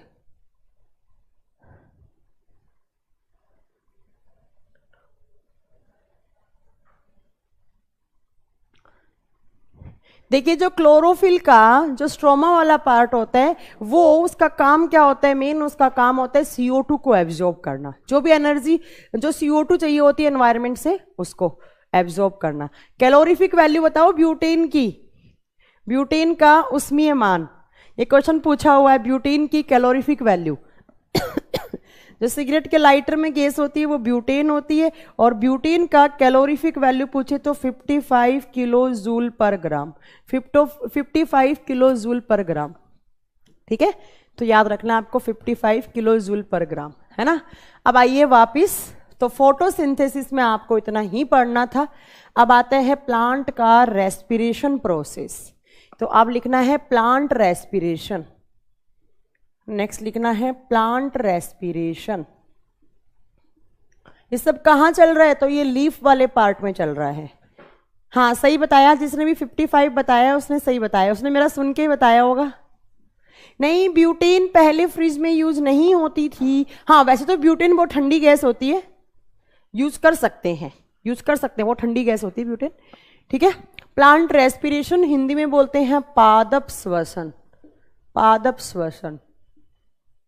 अब पहले मुझे बताओ रेस्पिरेशन का मतलब क्या होता है, रेस्पिरेशन का मतलब क्या होता है, जल्दी बताइए, रेस्पिरेशन का मतलब क्या होता है। मैंने बताया है आपको, बताया है इसीलिए मैं आपसे पूछ रही हूं, मेरा पढ़ाया हुआ है, जल्दी बताइए कि रेस्पिरेशन का मतलब क्या होता है।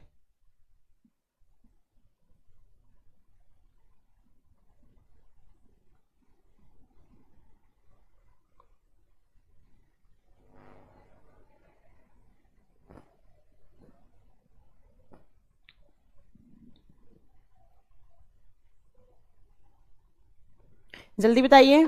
ऑक्सीडेशन, किसी ने बोला है मैम सांस लेना, किसी ने बोला है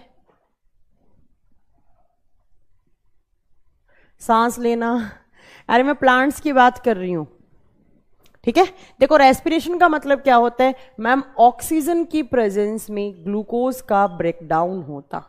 मैम ऑक्सीजन की प्रेजेंस में किसका ब्रेकडाउन होना, ग्लूकोज का ब्रेकडाउन होना, और ग्लूकोज का टूटना, ऑक्सीजन की प्रेजेंस में ग्लूकोज का टूटना, उसी को ही क्या बोलते हैं हम, रेस्पायरेशन बोलते हैं। बस आप कमेंट नहीं कीजिए। हाँ, उगते हुए बीज अनॉक्सी श्वसन करते हैं, ये सही बोला, जिसने भी बोला उसने सही बोला, क्योंकि उनमें ऑक्सीजन की एब्सेंस हो जाती है, इसलिए अनॉक्सी एनारोबिक रेस्पायरेशन होने लग जाता है। देखिए दिन में क्या किया प्लांट ने, सनलाइट की प्रेजेंस में, हाँ reverse of photosynthesis plant respiration होता है। सुनिए देखिए, देखिए दिन में प्लांट ने क्या किया, प्लांट ने कौन सी गैस ली दिन में, कार्बन डाइऑक्साइड ली, प्लस क्या लिया, पानी लिया, और किसकी प्रेजेंस में, क्लोरोफिल प्लस सनलाइट की प्रेजेंस में प्लांट ने क्या बना दिया, तो मैम प्लांट ने यहां पे ग्लूकोज बना दिया, साथ में ऑक्सीजन रिलीज कर दी, और साथ में पानी। इस रिएक्शन को मैम ने क्या नाम दिया था, फोटोसिंथेसिस। क्या बना यहां पे, ग्लूकोज बना। तो प्लांट को एनर्जी तो मिली नहीं ना, एनर्जी कब मिलेगी प्लांट को, जब इस ग्लूकोज का क्या होगा, ब्रेकडाउन होगा, ग्लूकोज का क्या होगा, ब्रेकडाउन होगा। तो दिन में क्या करते हैं प्लांट, फोटोसिंथेसिस करके क्या बना लेते हैं, ग्लूकोज बना लेते हैं। अब रात को क्या करेंगे प्लांट, तो प्लांट रात को रेस्पायरेशन करेंगे, और रेस्पायरेशन के थ्रू क्या करेंगे, इस ग्लूकोज का ब्रेकडाउन करेंगे। ठीक है, इस ग्लूकोज का, स्टेम सेल्स क्या होती है बताऊंगी, इस ग्लूकोज का ब्रेकडाउन करेंगे। तो याद रखना है प्लांट रेस्पायरेशन का मतलब क्या होता है, ग्लूकोज का ब्रेकडाउन। अब आता है कि प्लांट के मेन रेस्पिरेटरी ऑर्गन कितने होते हैं। जैसे मैं अगर अपनी बात करूं तो हम लोगों का रेस्पिरेटरी ऑर्गन क्या क्या पढ़ाया था मैंने, नोज हो गया, देन मैम आपका जो ये गले वाला पार्ट हो गया जिसको फेरिंग्स लैरिंग्स बोलते हैं, देन मैम हमारा विंड पाइप हो गया, हमारे लंग्स हो गए, ये क्या है, हमारे रेस्पिरेटरी ऑर्गन है। अगर मैं प्लांट की बात करूं तो प्लांट में कितने रेस्पिरेटरी ऑर्गन होते हैं, तो 3 रेस्पिरेटरी ऑर्गन होते हैं। बहुत बार एग्जाम में क्वेश्चन आता है, बच्चा जल्दबाजी में एक सही कर देता है कि प्लांट रेस्पिरेशन बोल रहे हैं तो लीफ से होता है, मतलब लीफ में प्लांट का रेस्पिरेशन होता है तो लीफ से ही कर देता है। नहीं नहीं, देवाशीष झारखंड आप बहुत गलत बता रहे हो, आज आप हमेशा इतने अच्छे पढ़ने वाले बच्चे हो आप। 3 रेस्पिरेटरी ऑर्गन होते हैं प्लांट में, 3 श्वसनी अंग होते हैं, श्वसनी अंग। हिंदी मीडियम वाले बोलेंगे कि पादपों में 3 रेस्पिरेटरी ऑर्गन होते हैं। कौन कौन से, तो देखो प्लांट के 3 रेस्पिरेटरी ऑर्गन कौन कौन से होते हैं? ठीक है, देखिए सबसे पहला होता है प्लांट की रूट। रूट में भी रेस्पिरेशन होता है, हिंदी में बोलते हैं जड़ें। दूसरा होता है प्लांट में स्टेम, स्टेम से भी रेस्पिरेशन होता है। और तीसरा होता है लंग्स, मतलब लंग्स मतलब लीफ, लीफ को ही लंग्स बोलते हैं। तो तीसरा कौन सा हो गया? लीफ।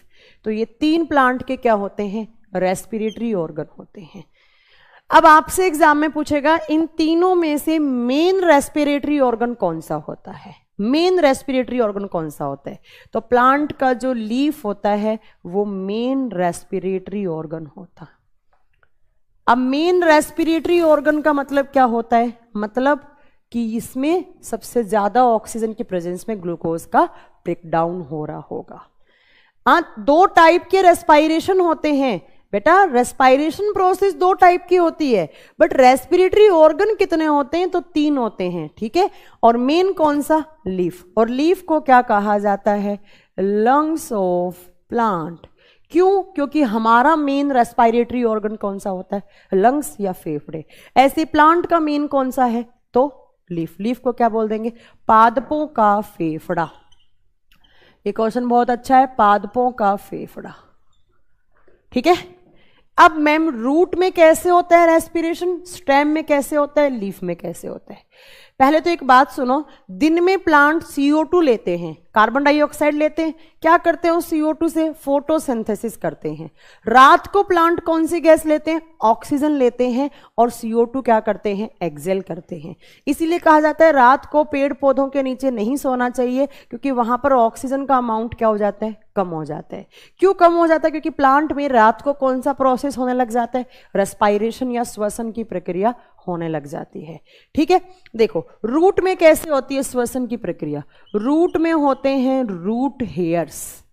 रूट हेयर्स होते हैं बहुत सारे, और ये रूट हेयर्स क्या करते हैं? इन रूट हेयर्स का काम होता है ऑक्सीजन इन करना और CO2 आउट करना। ऑक्सीजन इन और CO2 आउट। कौन सी प्रोसेस? तो याद करो, मैंने हमारे फेफड़े में बताया था कि रेस्पिरेटरी की हमारी जो रेस्पिरेशन प्रोसेस होती है उसमें कौन सा प्रोसेस बताया था मैंने? ऑक्सीजन इन होता है, CO2 आउट होता है, बाहर CO2 कम है, अंदर CO2 ज्यादा है ना।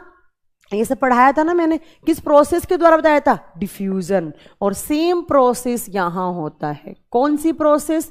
डिफ्यूजन। डिफ्यूजन का मतलब क्या बताया था मैम ने? कि हाई मॉलिक्यूल का लो मॉलिक्यूल की तरफ जाना, एयर के पार्टिकल्स का। हाँ, पीपल ट्री अलग अलग होता है, बता दूंगी मैं। पीपल का बता दूंगी मैं, रुक जाइए, ठीक है।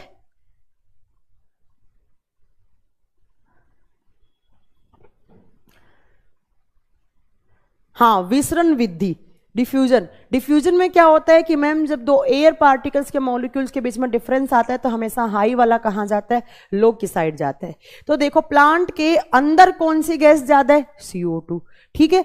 और प्लांट के बाहर कौन सी गैस ज्यादा है? बाहर कौन सी गैस ज्यादा है? ऑक्सीजन। और अंदर कौन सी गैस? बाहर से ऑक्सीजन है, तो ऑक्सीजन कहाँ आएगा? अंदर आएगा। और जो CO2 है वो कहाँ जाएगा? बाहर जाएगा। किस प्रोसेस के द्वारा? डिफ्यूजन। तो प्लांट की रूट के पास क्या आ गया? अल्टीमेटली ऑक्सीजन आ गया, ठीक है। ऐसे ही देखो स्टेम में क्या होता है? तने में एक सेल्स होती हैं, इन सेल्स का नाम अच्छे से याद रखना, ये बहुत बार पूछी जाती हैं। तने के अंदर सेल्स होती हैं जिनको बोलते हैं स्टेम सेल। जिनको बोलते हैं स्टेम सेल्स तो नहीं, इनका नाम पूरा लिखो, लेंटिसेल्स। इनको बोलते हैं लेंटिसेल्स, और हिंदी में बोला जाता है सूक्ष्म अंकुर। सूक्ष्म अंकुर, ठीक है। देखो लेंटिसेल्स क्या होती हैं? स्टेम वाले पार्ट में बहुत छोटे छोटे पोर्स होते हैं, बहुत स्मॉल पोर्स होते हैं, और उन पोर के अंदर क्या होता है? गैसेस का डिफ्यूजन हो जाता है। इन पोर के अंदर क्या होता है? रात को ये पोर खुल जाते हैं, तो इसी पोर के थ्रू ऑक्सीजन CO2 क्या हो जाती है? आउट, और ऑक्सीजन क्या हो जाती है? इन हो जाती है। तो एग्जाम में क्वेश्चन पूछेगा कि स्टेम में कौन सी सेल्स होती हैं जो रेस्पिरेशन में काम आती हैं, ठीक है। तो आपको क्या लिखना है? तो लेंटिसेल्स होती हैं, ठीक है। लीफ में क्या होता है? तो लीफ में तो आपको पता ही है, स्मॉल पोर की स्ट्रक्चर होती है जिसको बोलते हैं स्टोमेटा। स्टोमेटा क्या होते हैं, बहुत छोटे छोटे माइक्रो होल्स होते हैं आपकी लीफ के ऊपर, वो स्टोमेटा खुल जाते हैं रात के टाइम पर, और इस स्टोमेटा के थ्रू क्या हो जाता है, तो यहाँ से ऑक्सीजन इन हो जाती है और CO2 आउट हो जाती है। सबसे ज़्यादा जो ऑक्सीजन आती है वो स्टोमेटा के थ्रू आती है, और स्टोमेटा कहाँ होते हैं, लीफ में। ठीक है, बता देंगे। तो मैम इन तीनों रेस्पिरेटरी ऑर्गन के थ्रू हमारे प्लांट में कौन सी गैस आ गई, तो हमारे प्लांट में कौन सी गैस आ गई, ऑक्सीजन। और जब ऑक्सीजन आएगा तो ये ऑक्सीजन क्या करेगा, दिन में जो खाना बना था, दिन में फूड बना था, कौन सा, ग्लूकोज बना था, इस ग्लूकोज का ब्रेकडाउन करके यहां पर प्लांट में क्या बनेगा, तो कार्बन डाइऑक्साइड प्लस पानी प्लस क्या, एनर्जी। तो इसी प्रोसेस को क्या बोलते हैं हम, रेस्पायरेशन का प्रोसेस बोलते हैं। और क्या बोलते हैं, इसको क्या बोलते हैं, श्वसन की प्रक्रिया, पढ़ा चुकी हूं मैं।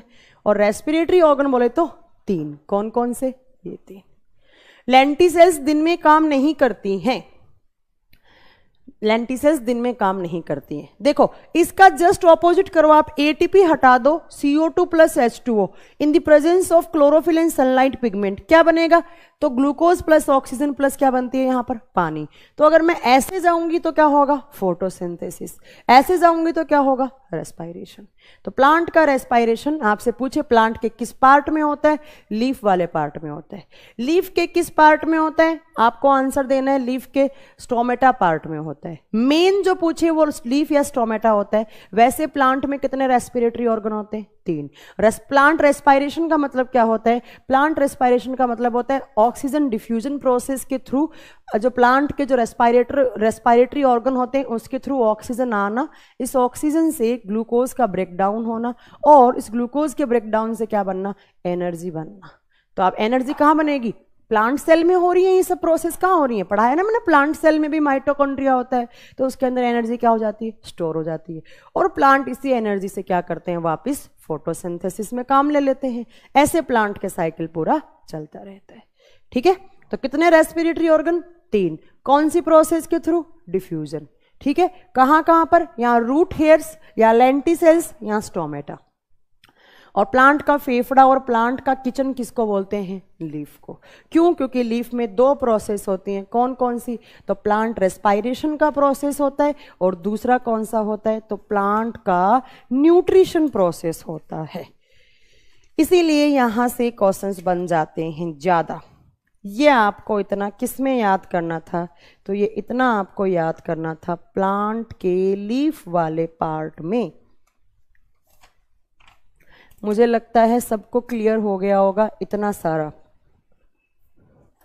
कहाँ याद करना था, तो प्लांट के लीफ वाले पार्ट में याद करना था।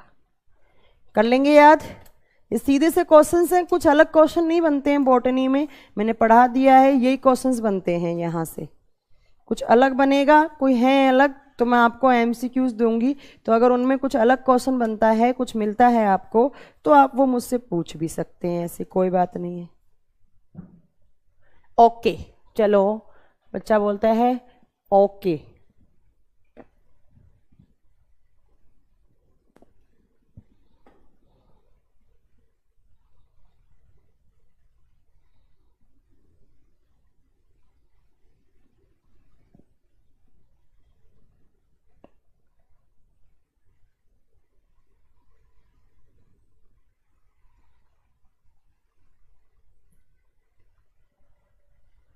ठीक है,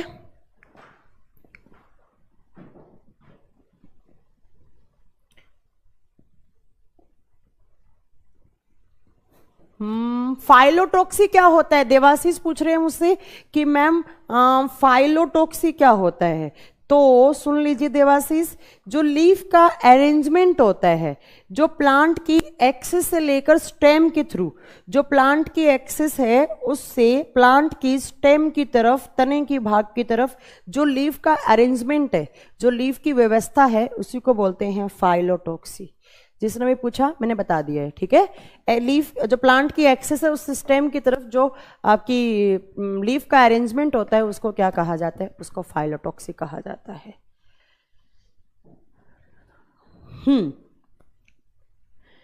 तुलसी का प्लांट हमेशा CO2 लेता रहता है। तो मैं एक बात बता देती हूँ, ऐसा नहीं है कि तुलसी का प्लांट CO2 लेता रहता है। पीपल हो गया, तुलसी का प्लांट हो गया, ये क्या करते हैं, दिन में ही कुछ अपनी इनकी जो लेंटी सेल्स होती हैं वो क्या करती हैं, दिन में ही कुछ ऑक्सीजन को एब्जॉर्ब कर लेते हैं। जैसे देखो फोटोसिंथेसिस के थ्रू क्या बना था, याद है फोटोसिंथेसिस क्या होता है?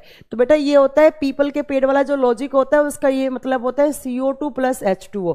तो मैम यहाँ क्या बना था, तो यहाँ पर मैम फोटोसिंथेसिस में ग्लूकोज बना था प्लस क्या बना था, ऑक्सीजन। तो दिन में क्या करते हैं, जब फोटोसिंथेसिस करते हैं, जैसे पीपल का पेड़ हो गया, जैसे बरगद का पेड़ भी कहा जाता है, ऐसा तुलसी का पेड़ भी कहा जाता है। तो ये जो ऑक्सीजन बना है, इस ऑक्सीजन को इनकी लेंटी सेल्स क्या कर लेती हैं, दिन में कुछ एब्जॉर्ब कर लेती हैं, और रात को उसी ऑक्सीजन से क्या हो जाता है, उनके फूड का ब्रेकडाउन हो जाता है। तो इसका मतलब ये नहीं है कि वो मतलब वो क्या नहीं, उनमें एनर्जी नहीं बनती है। मैम आपकी क्लास से तो 50% स्टूडेंट MBBS की तैयारी कर रहे हैं। अरे नहीं नहीं, इतना MBBS का नहीं यार, इतना नहीं पढ़ना है आप लोगों को, यहाँ पर PhD नहीं करनी होती है। अच्छा फिर भी अभी पता है कुछ बच्चे क्या बोलते हैं, तुम लोग सच्ची सच्ची एक बात बताना मुझे, क्या तुम लोगों को मैं मैटर कम दे रही हूं? प्लीज जेन्युइन रिप्लाई करना मुझे, जल्दी बताओ कि तुम लोगों को ऐसा लग रहा है कि तुम लोगों को साइंस स्पेशल में मैटर कम मिला है, जल्दी बताओ। फिर मैं आप लोगों को एक बात बताती हूं कि मैं ऐसा क्यों बोल रही हूं, जल्दी से बताओ। क्या तुम्हें लगा है कभी कि तुम लोगों को मैटर कम मिला हो? इसके बाद हम रूट स्टार्ट करेंगे, जल्दी बताओ। रूट को बोलते हैं जड़ें।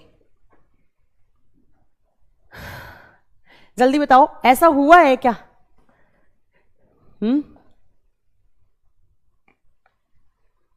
रेशमा कह रही है नो मैम, किरण यादव कह रहे हैं नो मैम।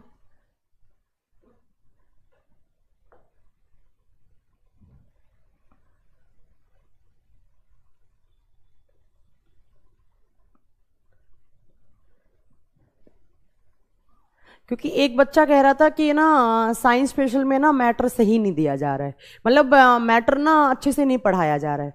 क्या ऐसा लगा है क्या तुम लोगों को? इतनी फीस में कोई नहीं पढ़ाता है मैम। अच्छा, उमेश कुमार कह रहे हैं लाइफ में पहली बार बायो पढ़ रहा हूं। अच्छा, 100% सेटिस्फाइड, ओके।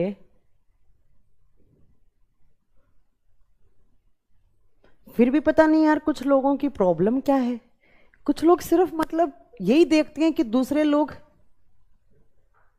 कोचिंग में भी नहीं मिला है इतना सेटिस्फैक्शन, ओके। कुछ लोगों को पता नहीं क्या प्रॉब्लम है। कुछ लोग, एक बच्चा यूट्यूब पे कमेंट कर रहा है कि साइंस स्पेशल में हमारे साथ धोखा हो गया, हमें कंटेंट अच्छे से नहीं दिया जा रहा। क्या ऐसा है?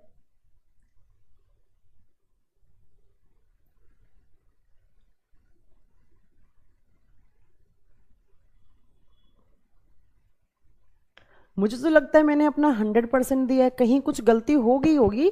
टीचर्स हैं शायद, हो सकता है थोड़ी बहुत, हम भी इंसान हैं, अगर गलती हो भी गई तो, पर मुझे नहीं लगता मैंने कोई गलती की है।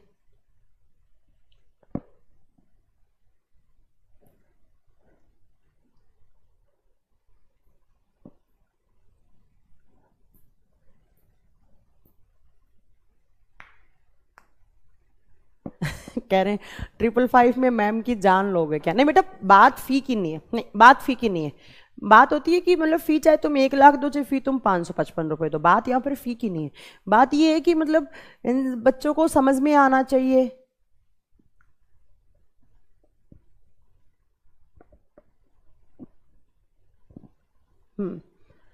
चलो फिर स्टार्ट करें नेक्स्ट पार्ट, रूट वाला। नेक्स्ट आपका यहाँ पे पार्ट है रूट वाला।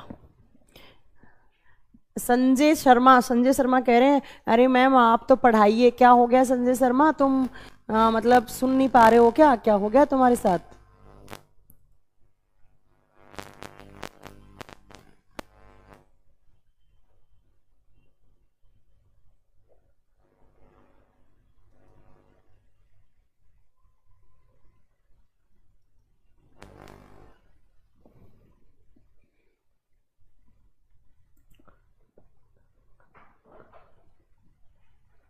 सुरजीत जी thank you so much.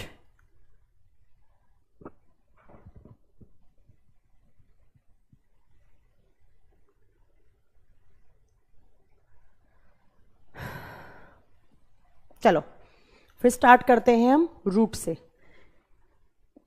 Sanjay ji आप बिल्कुल सही बोले हैं, मैं बिल्कुल सही समझ रही हूँ, सही बोले हैं आप बिल्कुल। Abhishek Kumar thank you so much.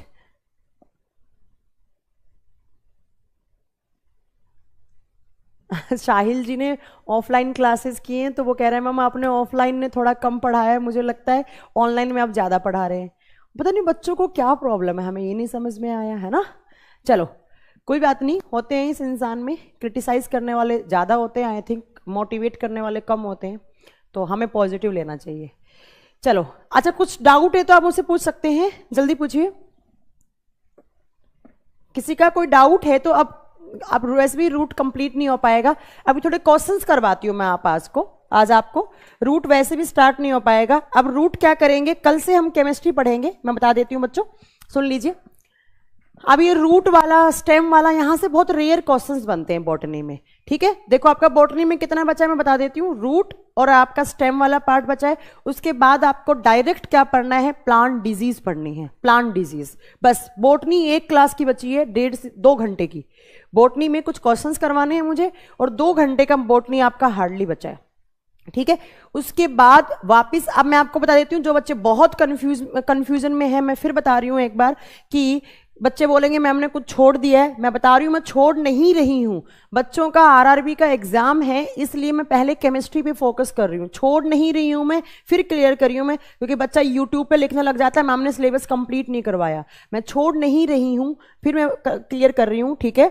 देखो क्या क्या पार्ट बचा है आपका बॉटनी में, रूट वाला पार्ट बचा है, ध्यान रखना, ठीक है। मैं भूल जाऊं तो आप लोग मुझे याद दिलाना, रूट वाला और स्टेम वाला और प्लस, अच्छा एक बहुत अच्छा क्वेश्चन याद आया मुझे, चलो मैं यहां लिख देती हूं, बाद में करेंगे। एक क्वेश्चन याद आया मुझे, ट्रांसपीरेशन, चलो बाद में बताऊंगी क्या होता है। रूट, स्टेम और प्लांट डिजीज, और क्या बचा है आपका, प्लांट डिजीज, पादप रोग। बस 1.5 घंटे की बॉटनी बची है। और जूलॉजी में क्या क्या बचा है तो ध्यान से सुन लेना, फिर बोलोगे मैम ने करवाया नहीं है, फिर बता दे रही हूं मैं। तो जूलॉजी में आपका एक तो बचा है एंडोक्राइन सिस्टम, अरे ये तो मुझे करवाना होगा पेपर से पहले, क्योंकि इससे बहुत सारे क्वेश्चंस आते हैं एंडोक्राइन सिस्टम से, ठीक है।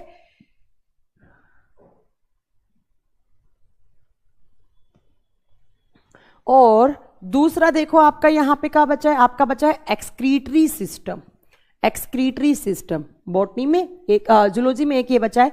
और बची है आपकी एनिमल डिजीज, एनिमल डिजीज बचा है, और एनिमल किंगडम बचा है। ये 4 चैप्टर हैं आपके मेजर, जो किस में बचे हैं, जूलॉजी में। बस देखो 2 घंटे का ये चैप्टर है, 1 घंटे का ये है, और 4 घंटे इनमें लगने हैं। तो मान के चलो 4 क्लास और आपका बायोलॉजी कंप्लीट हो जाएगा। 4 क्लास में बायो कंप्लीट हो जाएगा, 4 का मतलब है 8 घंटे। और आज मेरी बायोलॉजी की कितने नंबर क्लास है बता सकते हैं आप, मेरी किस नंबर की क्लास है आज बायोलॉजी, कौन से नंबर की क्लास है आज बायो की, जल्दी से बताइए। हाँ अब मैं वही पढ़ाऊंगी जो एग्जाम के लिए इंपॉर्टेंट है ना। तो एक तो मुझे ना बॉटनी में ये पढ़ाना ही पढ़ाना है, एंडोक्राइन, जूलॉजी में एंडोक्राइन सिस्टम से ज्यादा क्वेश्चन आते हैं। ये प्लांट डिजीज वजह से ऐसे कोई क्वेश्चन नहीं आता, करवाऊंगी मैं सब, मैं फिर रिपीट करवाऊंगी, मैं करवाऊंगी सब। हाँ किडनी आ गया ना, एक्सक्रीटरी सिस्टम में किडनी आ गया है देवाशीष, एक्सक्रीटरी सिस्टम में। अच्छा 19वीं क्लास है, देखो 19वीं क्लास है, तो 19 का मतलब है 38 आवर्स मैंने आपको क्या पढ़ा दिया, बायो। और अभी भी मान के चलो 5 मतलब 10 घंटे, 10 घंटे की आपकी बायो और बाकी है। 38 मतलब 49 आवर्स आप टोटल मान के चलो, राउंड ऑफ कर लो, 50 आवर्स आपके बायो में लगेंगे 50 तो लगने ही थे, क्योंकि सब्जेक्ट भी बहुत बड़ा है, ठीक है। तो 50 घंटे की आपको मैंने बायो पढ़ा दी। उसके अलावा देखो, हाँ स्टडी साइंटिफिक नेम, उसका तो क्या है, अरे स्टडी और साइंटिफिक नेम में तो आप खुद याद कर लोगे, मैं आपको पीडीएफ प्रोवाइड करवा दूंगी, तो आप याद कर लेंगे तो हो जाएगा। और यही मान के तो 40 घंटे केमिस्ट्री लगेगी पूरी, 40 नहीं तो मतलब 35-40 घंटे तो लगने ही लगने हैं। केमिस्ट्री कितनी क्लास हो चुकी है, आई थिंक 5 या 6 क्लास हो चुकी है ना। तो आप थोड़ा केमिस्ट्री स्टार्ट करते हैं, बाकी फिजिक्स वाले सर करवा ही रहे हैं।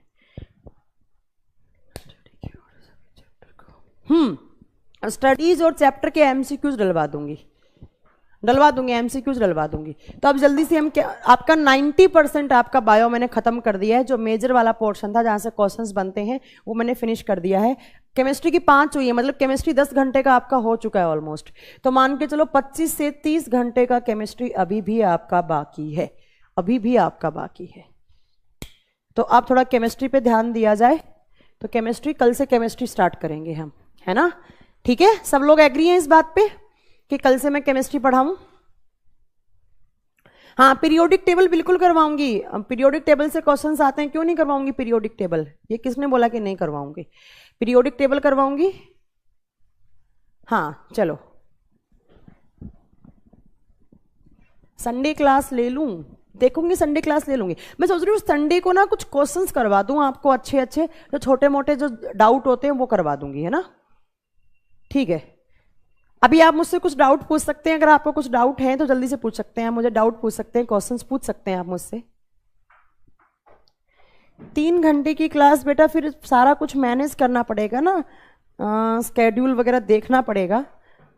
हाँ देखो, मैं एक क्वेश्चन बता रही थी आपको, ट्रांसपीरेशन क्या होता है? ये एग्जाम में पूछा जाता है, ट्रांसपीरेशन क्या होता है? हिंदी में इसको बोलते हैं वाष्पोत्सर्जन की प्रक्रिया, वाष्पोत्सर्जन की प्रक्रिया। देखो ट्रांसपीरेशन क्या होता है, एग्जाम में आता है कि प्लांट के किस पार्ट से या प्लांट के कौन से ऑर्गन में ट्रांसपीरेशन का प्रोसेस होता है। देखो, जो आपकी लीफ होती है, नहीं, लीफ में पॉलिनेशन नहीं होता है।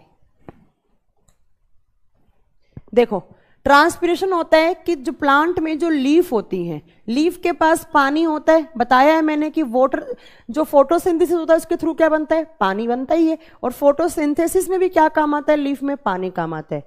जब प्लांट के पास एक्सेस अमाउंट हो जाता है, एक्सेस वाटर हो जाता है, तो वो एक्सेस अमाउंट ऑफ वाटर किसकी फॉर्म में वो लॉस करता है? उसका ट्रांसपीरेशन की फॉर्म में। उपेंद्र आपने गलत आंसर दिया है, बहुत ही ज्यादा, ठीक है, बहुत ही गलत आंसर दिया, रूट नहीं होती हैं।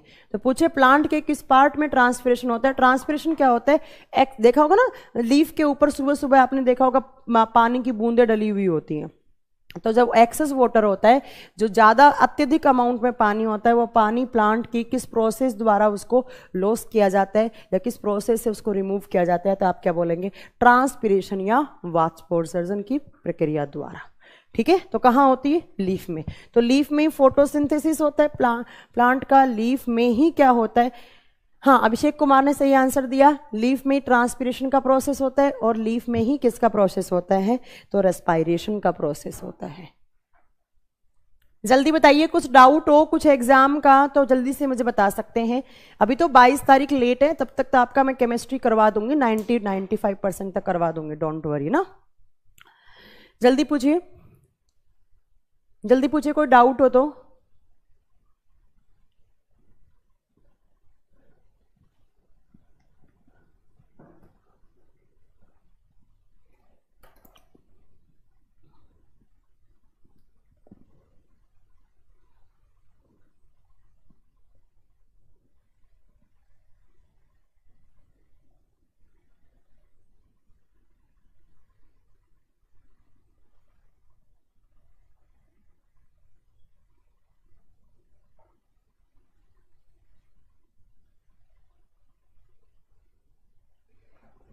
कोई डाउट नहीं है?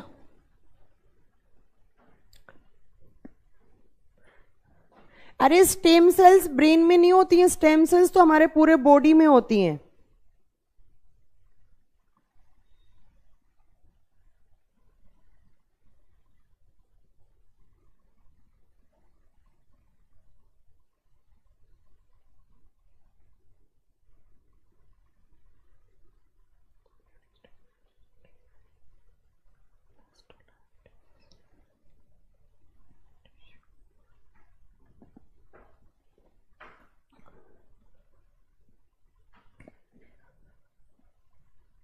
प्लीज़ आपसे रिक्वेस्ट है, सिर्फ फिजिक्स का पीडीएफ अपलोड करवा दो। ठीक है, मैं करवा दूंगी फिजिक्स का अपलोड। देखो, एक बच्चे ने पूछा है कि मैम ब्रेन में स्टेम सेल्स होती हैं क्या? तो बेटा ब्रेन में भी होती हैं, उसके अलावा भी हमारे बहुत सारे ऑर्गन्स में स्टेम सेल्स होती हैं। स्टेम सेल्स क्या होती हैं? तो ऐसी सेल्स जिसके अंदर ऑटोमेटिकली बिना सेल डिवीजन के थ्रू इसमें डिवीजन होने की कैपेसिटी होती है, जिसमें बिना सेल डिवीजन के थ्रू अपने आप में डिवाइड करने की कैपेसिटी होती है, उसको कहा जाता है stem cells. Stem cells. Motivate कर दो, मोटिवेट करने की जरूरत ही नहीं, आप ऑलरेडी ही बहुत ज्यादा मोटिवेटेड हैं। हिस्टोलॉजी में टिश्यूज के बारे में स्टडी करते हैं अभिषेक कुमार। जो टिश्यूज होते हैं उसकी स्टडी को हिस्टोलॉजी कहा जाता है, उसकी स्टडी को हिस्टोलॉजी कहा जाता है।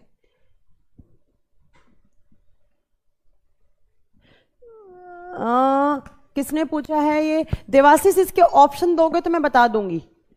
फिर वो उसने बीओडी पूछा होगा आपसे, बायोलॉजिकल ऑक्सीजन डिमांड पूछा होगा, जिसमें केमिकल ऑक्सीजन काम आता है।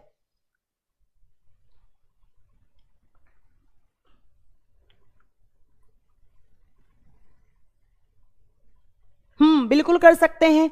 पेन किलर की फॉर्म में पूरा हैलोजन ग्रुप होता है, वो पूरा यूज होता है। उपेंद्र मौर्य, यस। जैसे क्लोरीन फ्लोरीन, देखा नहीं, क्लोरीन से सॉल्ट बनते हैं, क्लोरमफेनिकोल सॉल्ट बनता है, वो भी एज ए पेन किलर है। एक और होती है सेल्वरसोन नाम की पेन किलर आती है, तो उसमें भी होता है। नहीं, संडे को कोई क्लास नहीं हुई बेटा, यूट्यूब पे हुई थी संडे को क्लास। चलो ठीक है, तो फिर कल से हम केमिस्ट्री स्टार्ट करते हैं। थोड़ा केमिस्ट्री का सिलेबस ले आते हैं इक्वल। फिर जो बचे हुए चैप्टर वो मैं करवाऊंगी, कोई बच्चा ये नहीं बोलेगा कि मैम ने नहीं पढ़ाया है। मैम अपने अकॉर्डिंग पढ़ाएंगी, बस मैं पढ़ाऊंगी, कंप्लीट करवाऊंगी। ठीक है, हाँ लगा लो, कोई दिक्कत नहीं है, बिल्कुल लगा सकते हैं आप टेस्ट सीरीज। अब तो टेस्ट सीरीज ही लगा लो, आप टेस्ट सीरीज ही लगा लो। अभी टाइम पढ़ने पढ़ाने का गया, अब जल्दी से टेस्ट सीरीज लगाइए। और मैं भी कुछ एमसीक्यूज हैं वो अपलोड करवाती हूँ, आज कल या परसों में करवाती हूँ सारे के सारे। ठीक है, तो वहां से आप सारे एमसीक्यूज लगाना जो मैंने दिए हैं, वो अगर नहीं होते हैं तो आप मुझसे पूछ भी सकते हैं।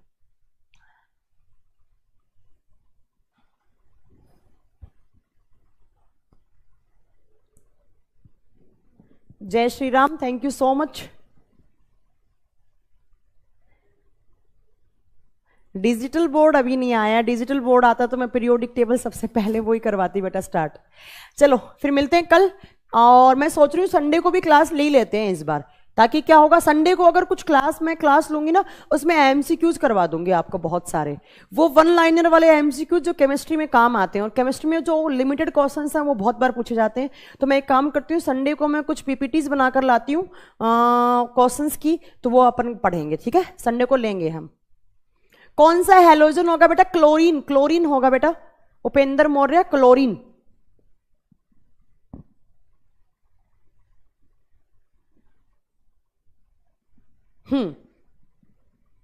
चलो मिलते हैं अगली क्लास में। संडे को पक्का क्लास लूंगी मैं, टाइमिंग बता दिया जाएगा आपको। संडे को मैं बहुत सारे केमिस्ट्री के और बायोलॉजी के क्वेश्चंस लेकर आऊंगी आपके पास 2 से 2.5 घंटे। वो क्वेश्चंस जो चैप्टर से हटके आते हैं, मतलब वो वन लाइनर है, वो आपको याद करने ही पड़ेंगे, रट्टा लगाने वाली चीजें हैं, तो वो मैं लेकर आऊंगी आपके पास। ठीक है, चलो थैंक यू सो मच, मिलते हैं फिर कल। कल अपन केमिस्ट्री की क्लास जहां से छोड़ी थी वहीं से स्टार्ट करेंगे। ठीक है, good night, good night. BOD क्या होता है? बायोलॉजिकल ऑक्सीजन डिमांड, डिमांड कहते हैं इसको। पढ़ाऊंगी मैं आपको बीओडी, देवाशीष पढ़ाऊंगी, डोंट वरी ना। ठीक है, चलो ओके, बाय बाय।